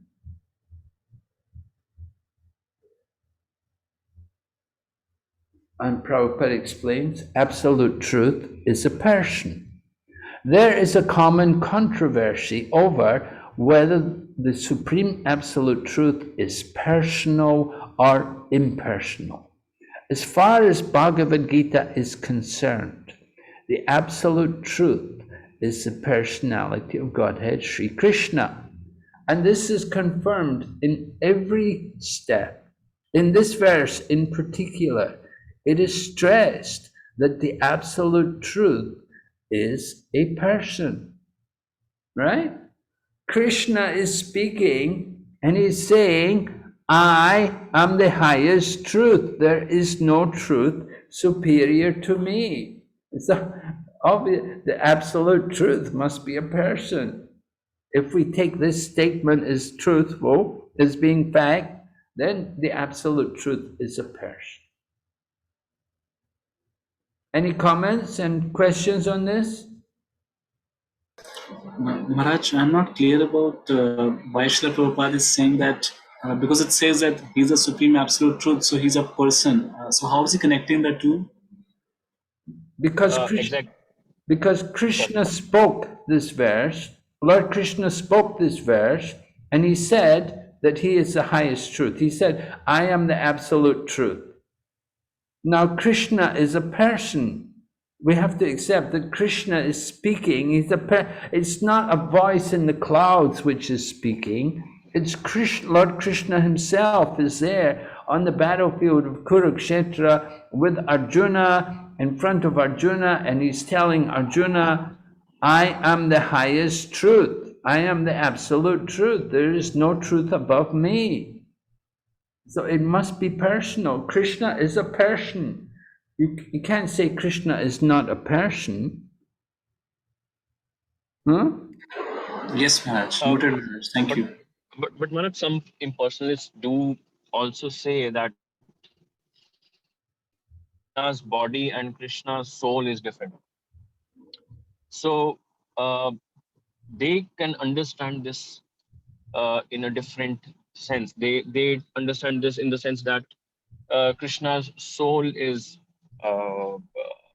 what we say the highest truth. Yeah, but Krishna doesn't say that. You see, this is their speculation. They put words into the mouth of Krishna. They come up with these nonsense propositions, nonsense proposals. They're not accepting the words of Lord Krishna as he's speaking. Prabhupada calls his Gita as it is, but they want to change everything. They want to make everything the way they want it. They don't follow the teachings of Krishna. We cannot endorse anything these people are saying because it's all speculative. Has nothing in the scriptures to support their words. So we're following Lord Krishna as he spoke. What's his message? If Krishna wanted to say that, he would have said that himself. He would have made it very clear. We don't find that there. This is their own speculation. That is why the 7th chapter began. Hear. We have to hear from the right person. If you hear from the wrong person, then you get problems. You'll be doomed. You have to hear from the devotees. You have to hear through the parampara. Otherwise, so many problems. So many speculations, so many nonsense ideas, and you get nowhere. All right, we'll go ahead. All right, next section of Bhagavad Gita, text 8 to 12. Krishna is the maintainer of the universe.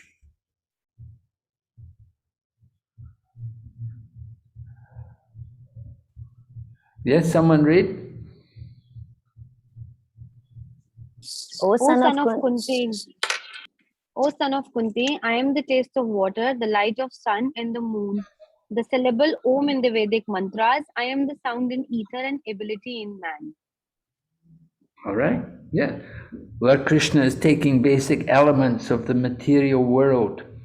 Water, one of the elements, the sun and the moon, main planet. Then you have ether also. So we have water, ether. Go ahead, Maharaji. This verse explains how the Lord is all pervasive by his diverse material and spiritual energies. The Supreme Lord can be preliminary perceived by his different energies. In this way, he is realized impersonally. Okay, we should understand these things. Prabhupada's explaining to us how to perceive Krishna indirectly. He is realized this is impersonal. He is realized impersonally by his different energies. The taste of water, the light of the sun, all of these things, these are Krishna's energies. And we could say, this is Krishna. Sometimes when people would say, have you seen God? Prabhupada would say, who has not seen the light of the sun and the moon? Everyone has seen. That is Krishna. So, we can see Krishna in this way by his different energies. But of course, this is his impersonal feature. This is not Krishna directly, but impersonally we see Krishna through his energies. Maharaj, I have a question here. Yes. So in a few verses back, Krishna mentioned his separated energies, wherein we discussed we cannot perceive Krishna directly. Indirectly, we can see that, okay, these are Krishna's energies. And almost similar thing is mentioned here, but here it is more specific. I'm the taste of water. In that verse, it was mentioned that, only water is a separate energy, but now he's very specifically saying taste of water. He's not saying taste of other things. So how should I understand this? Well, before we were hearing just simply water. We didn't hear about the taste of water. We simply heard water. The elements, earth, water, fire, air, ether. But here, Krishna says the taste of water. There's a particular feature of the water which is significant. Right? We want to understand how Krishna is. We want to understand how Lord Krishna is present there. It's that feature of taste which represents Krishna. So basically the elements and any feature which the elements have. Yeah, well, he mentions also the sound in ether, not just simply ether, but sound in ether. So these are actually, we'll see in chapter 10, these are like vibhutis of Krishna. These are actually the expansions of Krishna, how Krishna comes in this material world in these particular ways. So a devotee can actually see Krishna. And well, actually, Arjuna asked Krishna, how can the common man, in chapter 10, Arjuna was asking Krishna, how can a common man perceive you through the material world? And that led to Krishna speaking about Vibhuti Yoga. And he described many different things similar to here. He spoke about, for example, of beasts, I am the lion. Of aquatics, I'm the shark. Of rivers, I'm the Ganga. Of immovable things, I'm the Himalayas. Like this, so many features of the material world. So here also, Lord Krishna is describing how we can see him through his different energies. But again, this is his impersonal feature. All right? Okay. So this goes on to verse 12, right? Someone like to read for us this statement? So even you are not inclined to chant Hare Krishna Maha Mantra, then try to understand Krishna in this way. This is the process given by Sri Krishna himself. Rasoham apstu kanteya. You have to drink water. You cannot avoid it. So when you taste while drinking water, anything drinking, apsu means an liquid thing. Either you drink milk or even up to you drink wine. You have got some taste in any liquid thing while drinking. So Krishna says, Rasoham apstu Kauntaya. My dear Kauntaya, Arjuna, that taste in the liquid thing which you drink or use, that I am. Just see how easily it can be done. Nothing is without drinking something liquid, either Coca-Cola or water or this or that.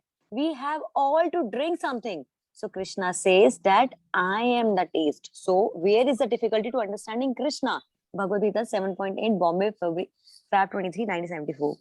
Thank you, Maharaji, yes. Yes, Prabhupada is stressing this point, that I am the taste. Krishna says, I am the taste. Not just I'm water, but I am the taste, right? Actually, Prabhupada was in Indonesia, in Jakarta, and there was one man there, and he was telling Prabhupada, he said, Swamiji, he said, I like Krishna very much, but I also like wine, I like to drink alcohol. So Prabhupada was telling him like that, he said, you should think that taste, that is Krishna. Prabhupada was telling him, he said, when you drink, you just think that taste, that is Krishna. Okay. Maharaj, just one quick question.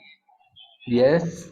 So since all these things pertain to the impersonal aspect of realizing Krishna, I'm just wondering what is the relevance of these verses for practicing bhakti yogis?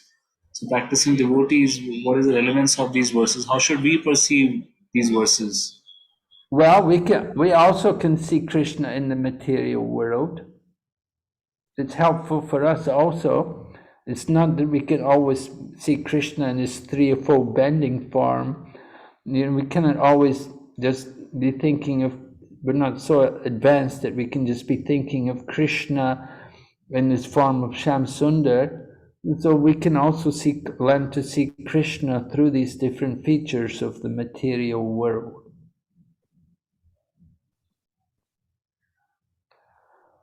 The different ways in which, and we sometimes in our own preaching and presenting to other people, you may be able to remember Krishna Shamsundar in a threefold bending form, playing on the flute with the lotus eyes and head bedecked with peacock feathers, but not everyone can do that. And for ordinary people, they need to hear these things. They need to hear how Krishna is present through his different energies.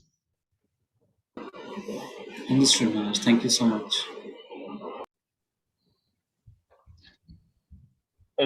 Practically, it becomes sometimes very difficult. Sometimes the water is salty, so that time we don't remember Krishna there. We say, "Oh, what is this?" Yes, but Or that's something in the salt, right? It's the water itself is salt, has its taste, but you're tasting the salt. Now you have to take the salt out from the water, then you can actually taste the water. Yeah, salty water is not very pleasant, but the water itself is still pleasant. It's just polluted with the salt. So we have to have desalinated water. All right, we're going to speak a little more about this integrity, Vaishnava integrity. The jurisdiction of Krishna consciousness extends everywhere, and one who knows Krishna consciousness is blessed. Krishna's everywhere. Krishna's everywhere in everything. Everything rests on him, like the pearls are strung on a thread. Nobody sees the thread. We don't see Krishna, but Krishna's everywhere.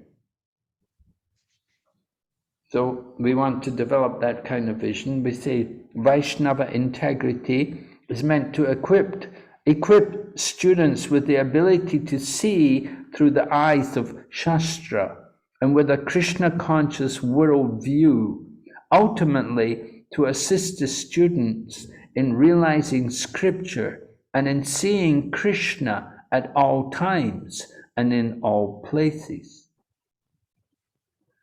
And so, you know, when we read these verses in the Bhagavad Gita, it should help us to actually see Krishna. We may say, oh, we're bhaktas, we're doing bhakti yoga, this is impersonal, but it's all part of Krishna. Krishna, we say, Brahmeti Paramatmeti Bhagavan iti Shabhyate. It's all part of the absolute truth. Brahman, Paramatma, and Bhagavan. So it's all pleasing to the devotee. The devotee sees the impersonal feature, they also immediately can relate it to Krishna.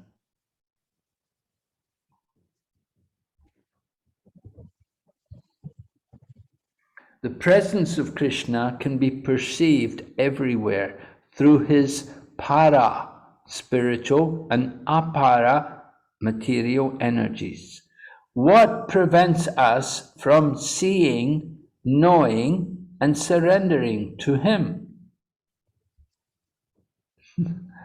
Right? What prevents us from seeing, knowing, and surrendering to Krishna? Any answers? Krishna is everywhere. Why are you not seeing and knowing and surrendering? Yes, Maharaji? Maharaj, nothing.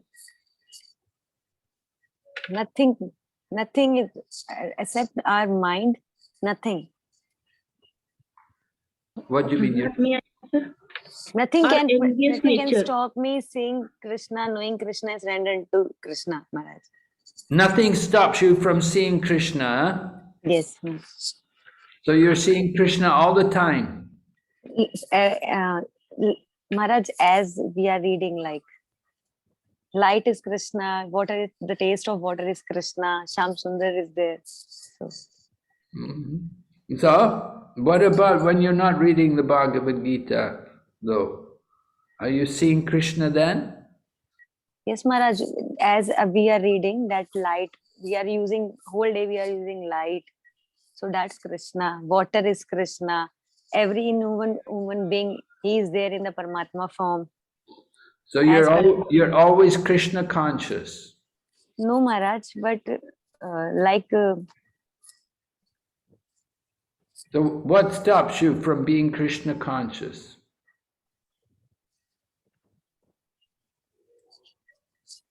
Maharajji, should I say something? Yes. Maharajji, these are our anarthas actually. Unless and until anarth nivritti is there, one cannot perceive Krishna consciousness always. Yes. Right. Yeah, we have a lot of anarthas in our heart, material attachments, material desires, and they stop us from seeing and knowing and surrendering to Krishna. Very true, Prabhu. Thank you, Prabhu. Very nice. Why people don't know the Supreme Lord? Right? Someone read the verse, 7:13. Go ahead. Tribir gunmani mair bhaver ebir sarvamidam jagat mohitam na vijanati mamebhya paramavyayam. Deluded by the three modes, goodness, passion, and ignorance, the whole world does not know me, who am above the modes and inexhaustible. Right. This is why we don't know Krishna. We're deluded by the three modes. That's the problem. Of course, Prabhu said anarthas. We could say also the three modes. We're deluded by these three modes. And that's why we don't know Krishna. Because Krishna's above the modes. We're under the modes. So this is the problem. This is why we don't know Krishna. One covered by illusory energy does not know him. Yes, someone read? One covered by illusory energy does not know him. By the spell of this illusory energy, we consider ourselves in terms of this bodily conception of life, and we thus think that we are American, Indian, Russian, or Brahman, Hindu, Muslim, etc. And if we become entangled with the modes of material nature, then we forget the Supreme Personality of Godhead, who is behind all these modes. Right. The bodily concept of life, right? So this is the Maya. We're in this bodily conception. Because of the influence of the modes of nature, we forget Krishna.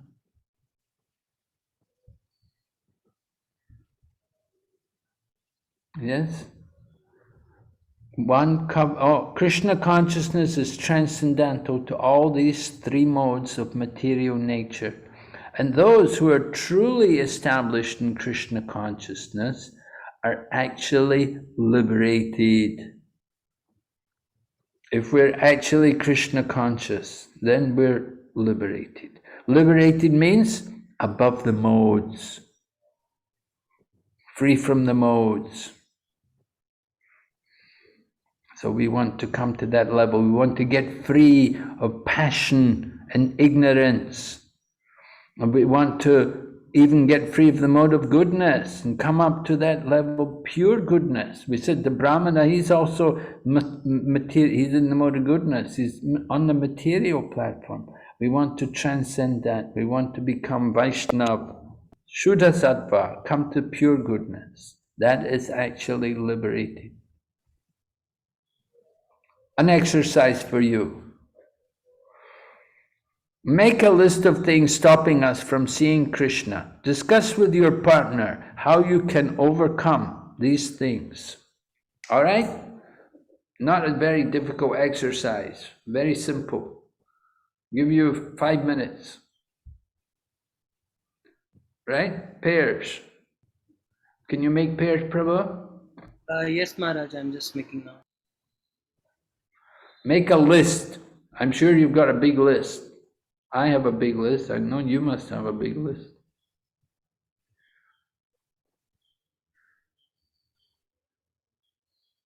But Shall I open it now, Maharaj? yes.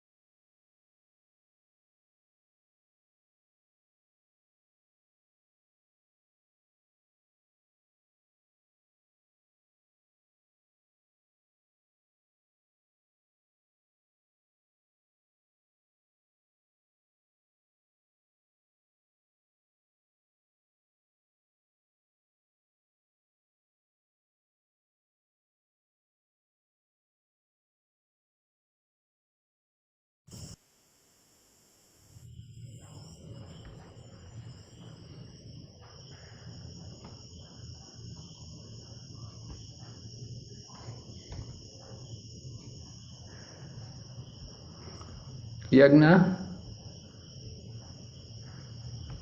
Yes, Maharaj. You put me in a room, but there was nobody there. I was.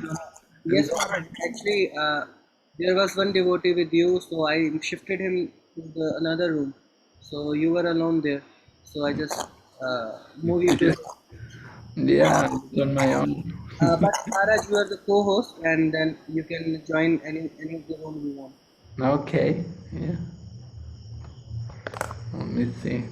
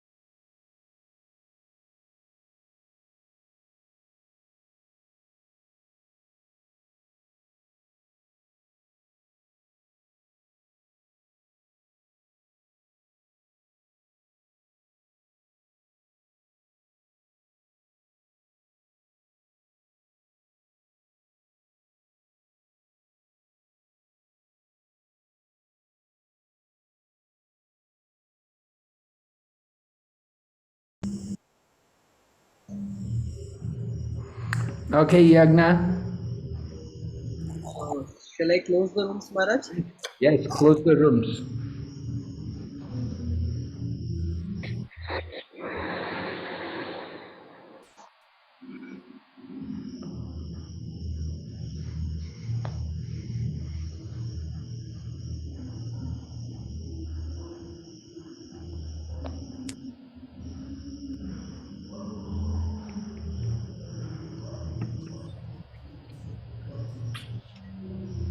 Back now, Maharaj.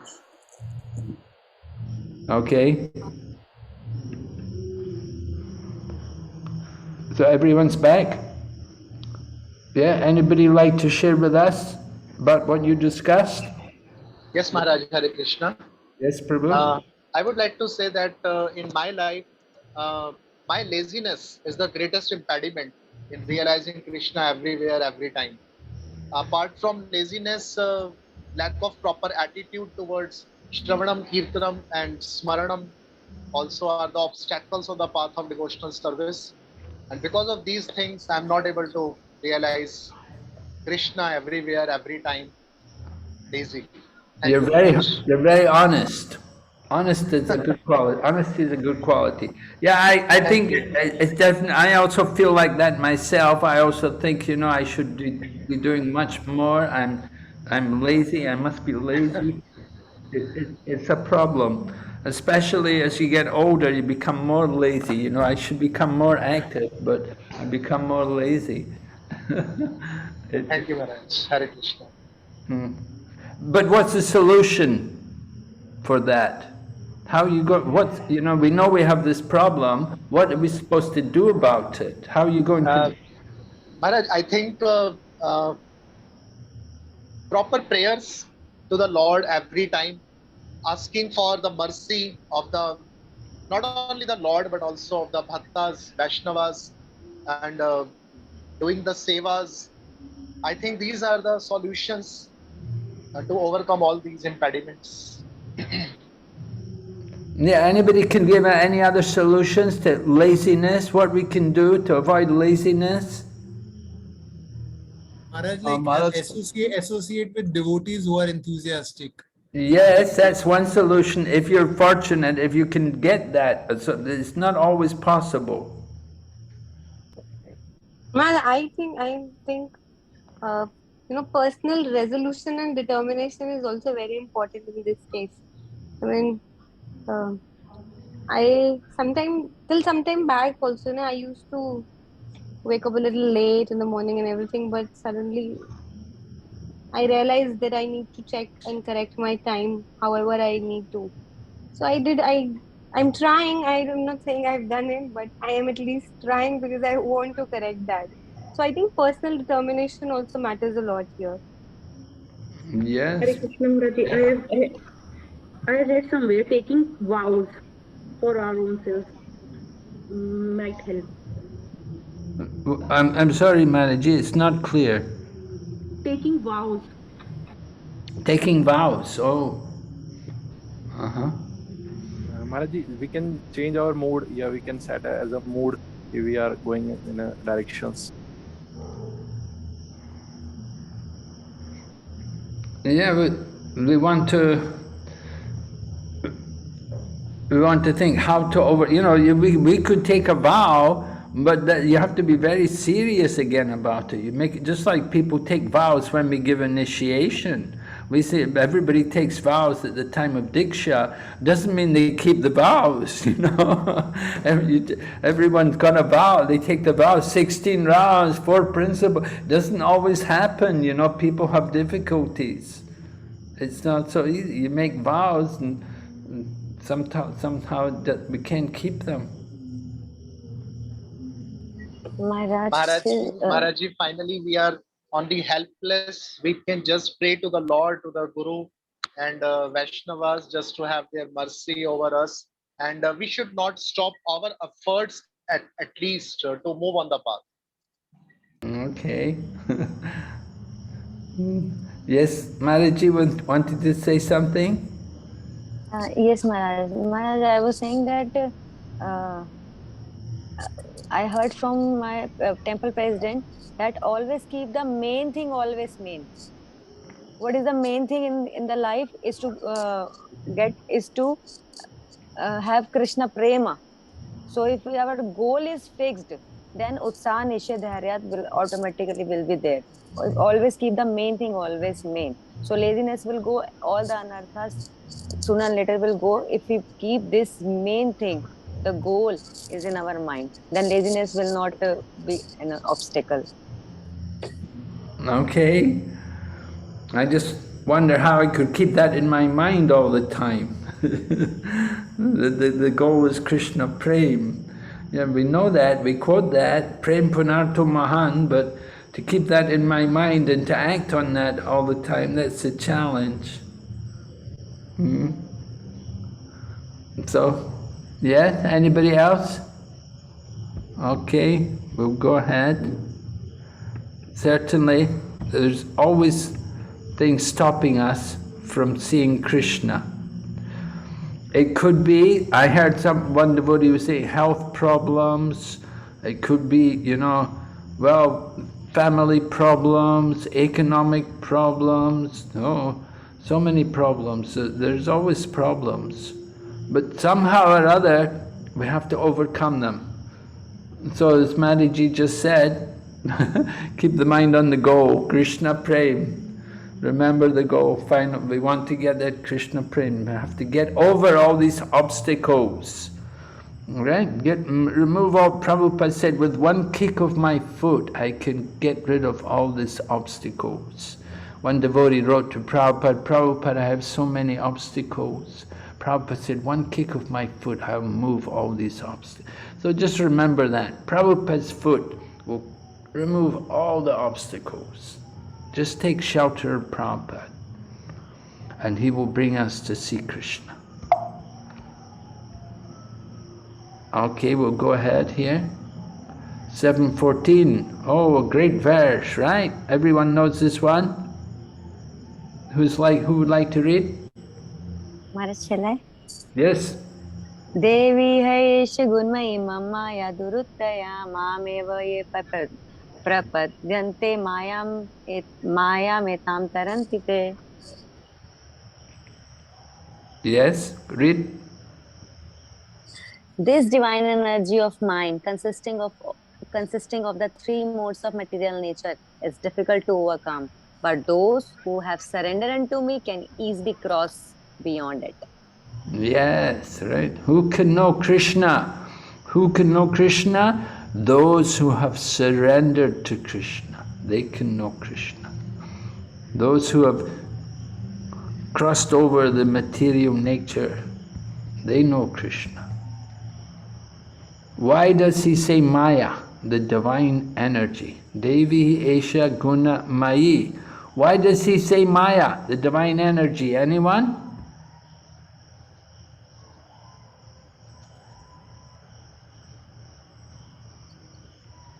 Maharaj, can I try? Yes. Maya, which is not.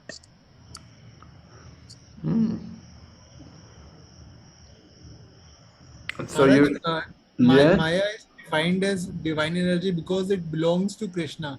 Since Krishna is divine, that's why even the energy is also divine. And it's her duty to keep the conditioned souls within material world. Right, yeah, material energies, that's her task, right? To keep us in here.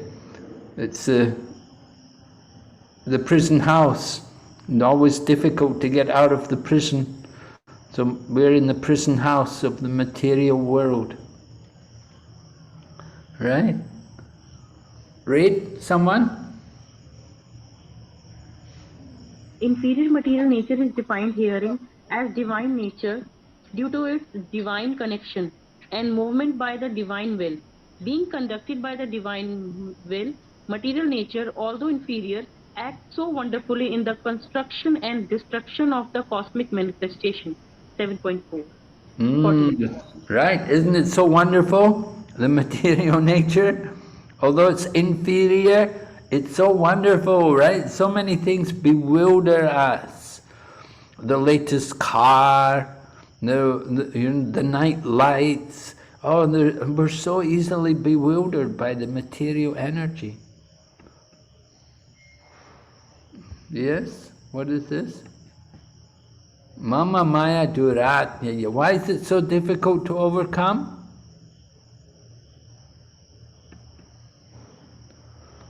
Because both the material and spiritual natures, emanations from the Supreme Personality of Godhead, are eternal. We may think, oh, it's material. Yes, it's material, but it's eternal. Sometimes it's manifest, sometimes it's not, but it's eternal. Eternally conditioned souls, Nitya Bada. Someone read? Both the material and spiritual natures, being emanations from the Supreme Personality of Godhead, are eternal. The living entities belong to the eternal superior nature of the Lord. But due to the contamination by the inferior nature, matter, their illusion is also eternal. The conditioned soul is therefore called Nitya Baddha, or eternally conditioned. No one can trace out the history of his becoming conditioned at a certain date in material history. Bhagavad Gita 7.4 purport. So, we're eternally conditioned. Does it mean we have to stay eternally conditioned? Manaji? Yes, Manaji? We're eternally conditioned. Does it mean we're going to stay eternally conditioned? No, Maharaj. By the blessing. Yes, by whose blessings?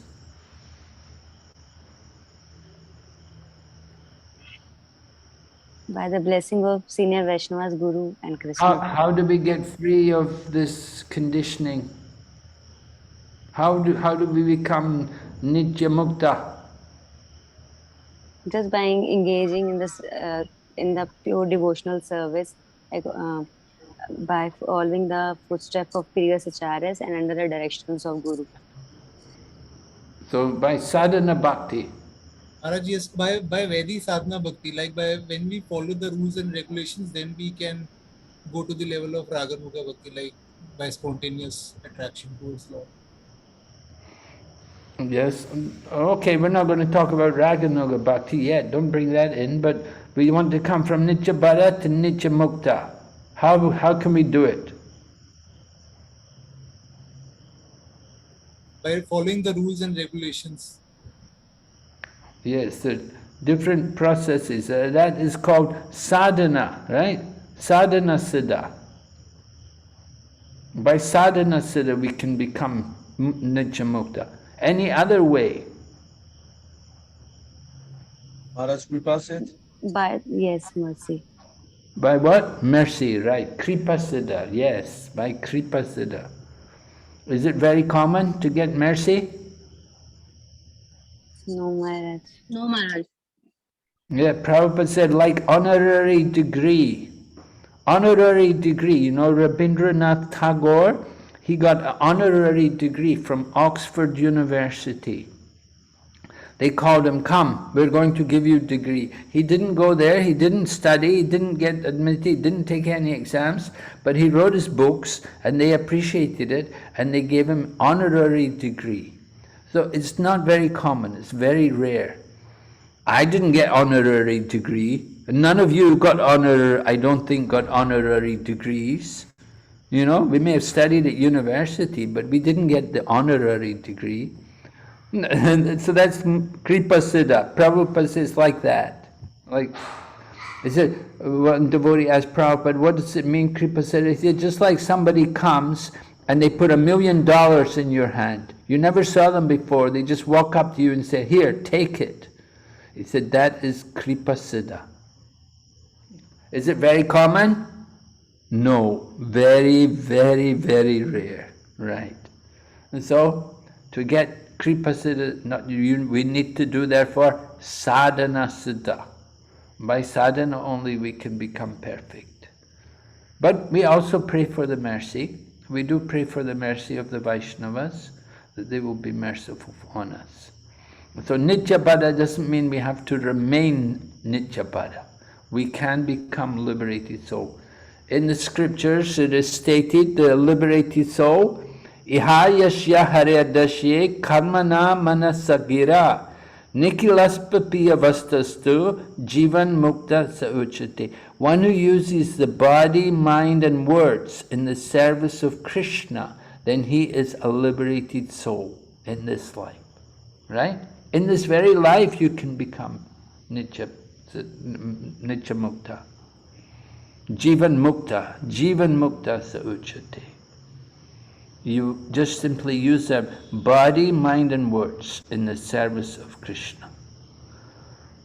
Alright, question. What is the illusory curtain that separates us from Krishna? Who knows?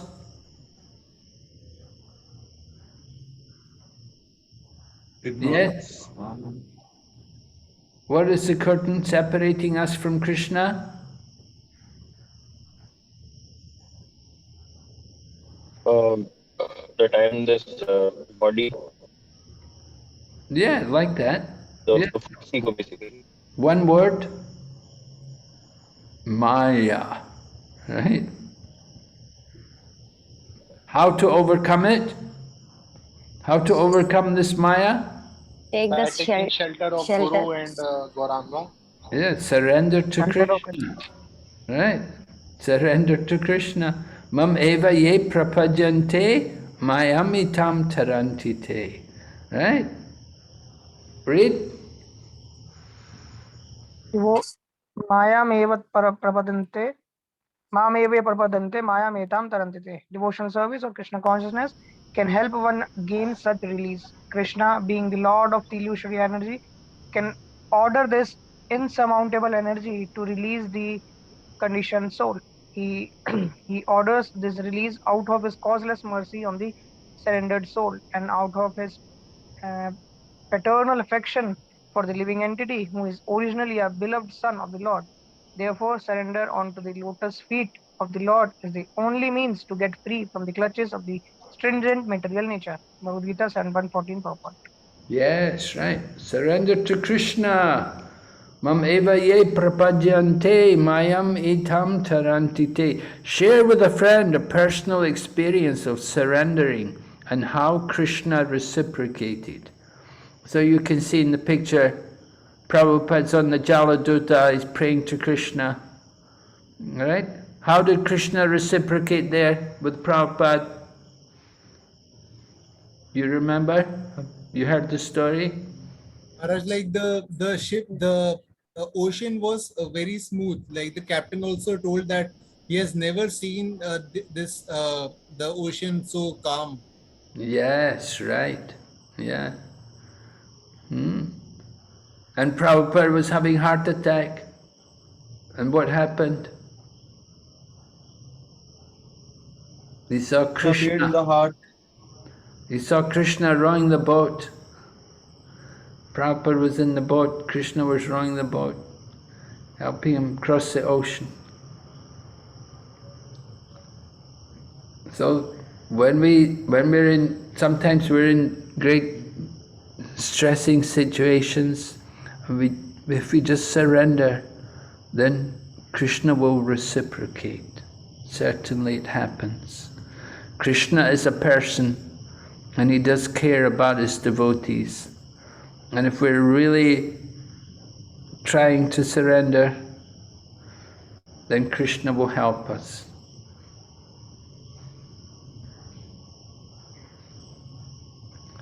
Freedom is possible only by understanding Krishna.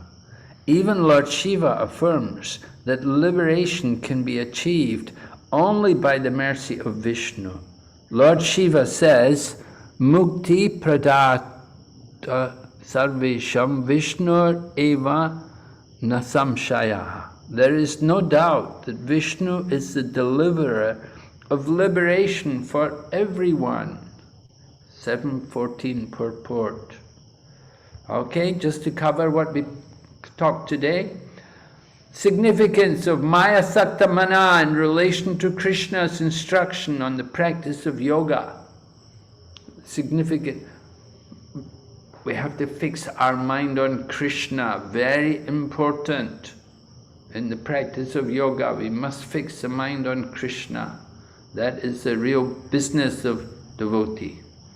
And then the significance, yatatamapi siddhanam kaschin mam veti tadvata, in relation to Krishna's instructions on the yoga system outlined in previous chapters.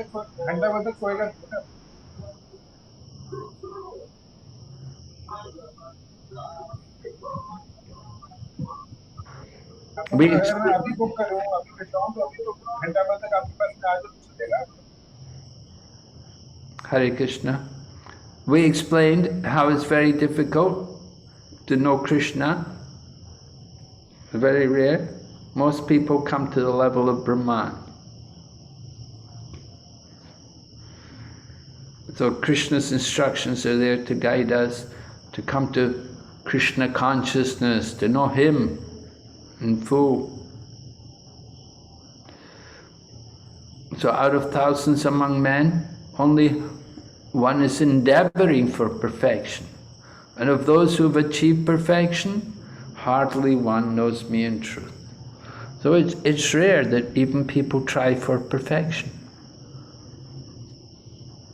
And it's even more rare that they know Krishna. And we have also spoken about why a conditioned soul is called Nityabada. Why is he called Nityabada? Because he's been in the material world so long that we can't remember. So it's like eternal. Therefore we say Nityabada, because it's so long we can't remember when he came in. End quote. Actually, the perfection of life depends on one's inclination to hear about Krishna. Unless one becomes interested in Krishna, in his pastimes and activities, there's no question of liberation by means of yoga practice or speculative knowledge. So hearing about Krishna. Srila Prabhupada ki jai. Any questions? Yeah, Maharaj, I have a question. Anybody has any questions? Yeah, Hare Krishna, Maharaj, I have a question. Yes, Prabhu. Maharaj, just regarding the Nitya Bhadra thing, I wanted to know that, like, we all are Nitya Bhadra. So, does it mean that as and when we came into existence, from that time we are Nitya Bhadras, or there's a possibility that we were that we were in the spiritual world, and after that, sometime we become Nitya Bhadra? Generally, that's what we present. That's our Krishna conscious teaching. Srila Prabhupada seems to indicate that originally we were all Krishna conscious. So whether or not we were actually in the spiritual world, that is another thing, because we do understand that, you know, once you go to the spiritual world, you don't come back. So it's not an easy thing to understand that. I wouldn't like to commit myself on this. I'm not going to tell you one way or the other. There's some people advocate that we never leave the spiritual world, and other people say that no, once we were, initially we were with Krishna, but somehow we fell into the material world. And so there's different opinions about this. I won't tell you what's right and what's wrong. There are, even within our movement, within our own society, different devotees, they have different opinions. So you mean, if we go by Prabhupada's opinion, what Prabhupada says, it means we should accept that we were there in the spiritual world and then we came here. Yes. Going back. Okay. It seems to be that Prabhupada said like that, yes. True, Maharaj. Okay, regarding going back to Godhead, somehow I've heard in Islam only that some people saying that when Krishna says you will never return, that means until the point you remain surrendered to Krishna, you will never return. But if you again don't surrender to Krishna, or you I mean, this away, Krishna, then you might again have to come. So, could elaborate on this? Yes, we're marginal potency. We have that independence that any time we can fall back. So you mean after we go back to Godhead, and if we again misuse marginal potency, there is still the possibility we can again come back, is it? Well, it's possible, but it's not very likely. But, you know, it is possible because we are the marginal potency. Our nature is such that we're tatastha shakti. So we can, at any time, we want to leave the spiritual world. Krishna's not going to keep us. You want to go back to the material world, go ahead. That choice is always there. You don't want to stay in the spiritual world, you want to go back into Maya, go ahead. Go and enjoy. Yeah, that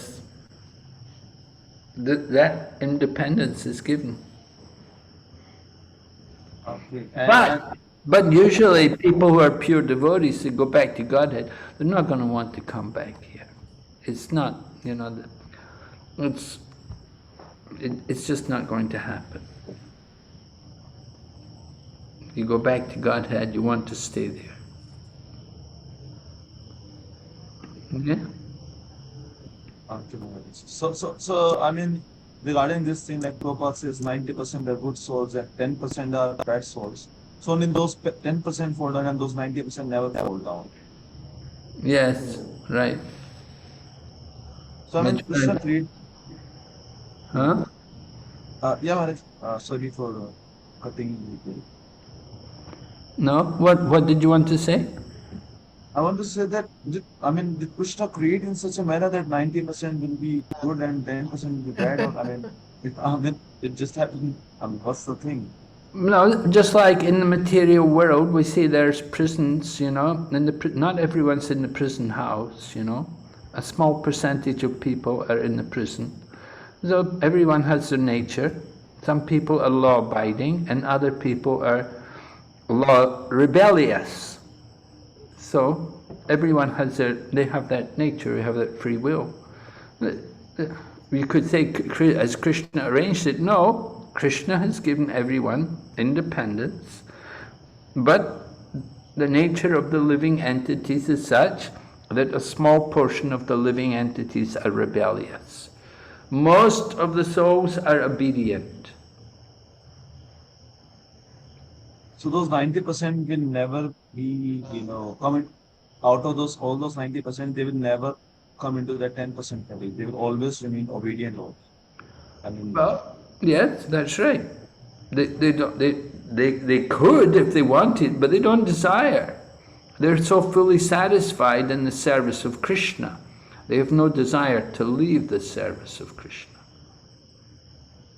But then, if you go by this way, that we were also at one time in the spiritual world, so it appears that one time we were also in the category of 90%, and then we got shifted into the category of 10% before now.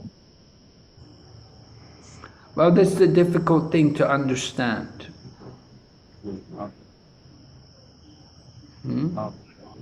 So generally, the acharyas say, don't try to understand how we got here.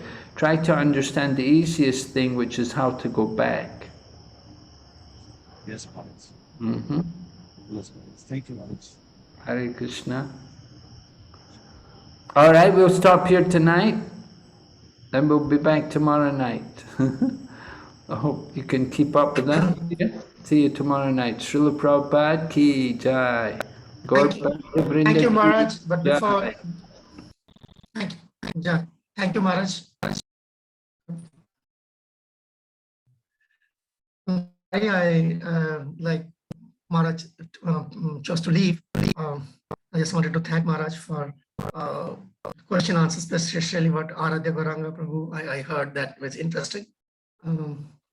But I believe and I hope that this session and the whole unit will be very will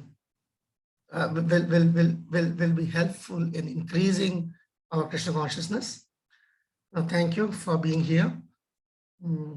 I saw like not many people joining in today. I don't know what's the reason for that. I'll try to find it out. Thank you very much. Hare Krishna. Hare Krishna. Hare Krishna.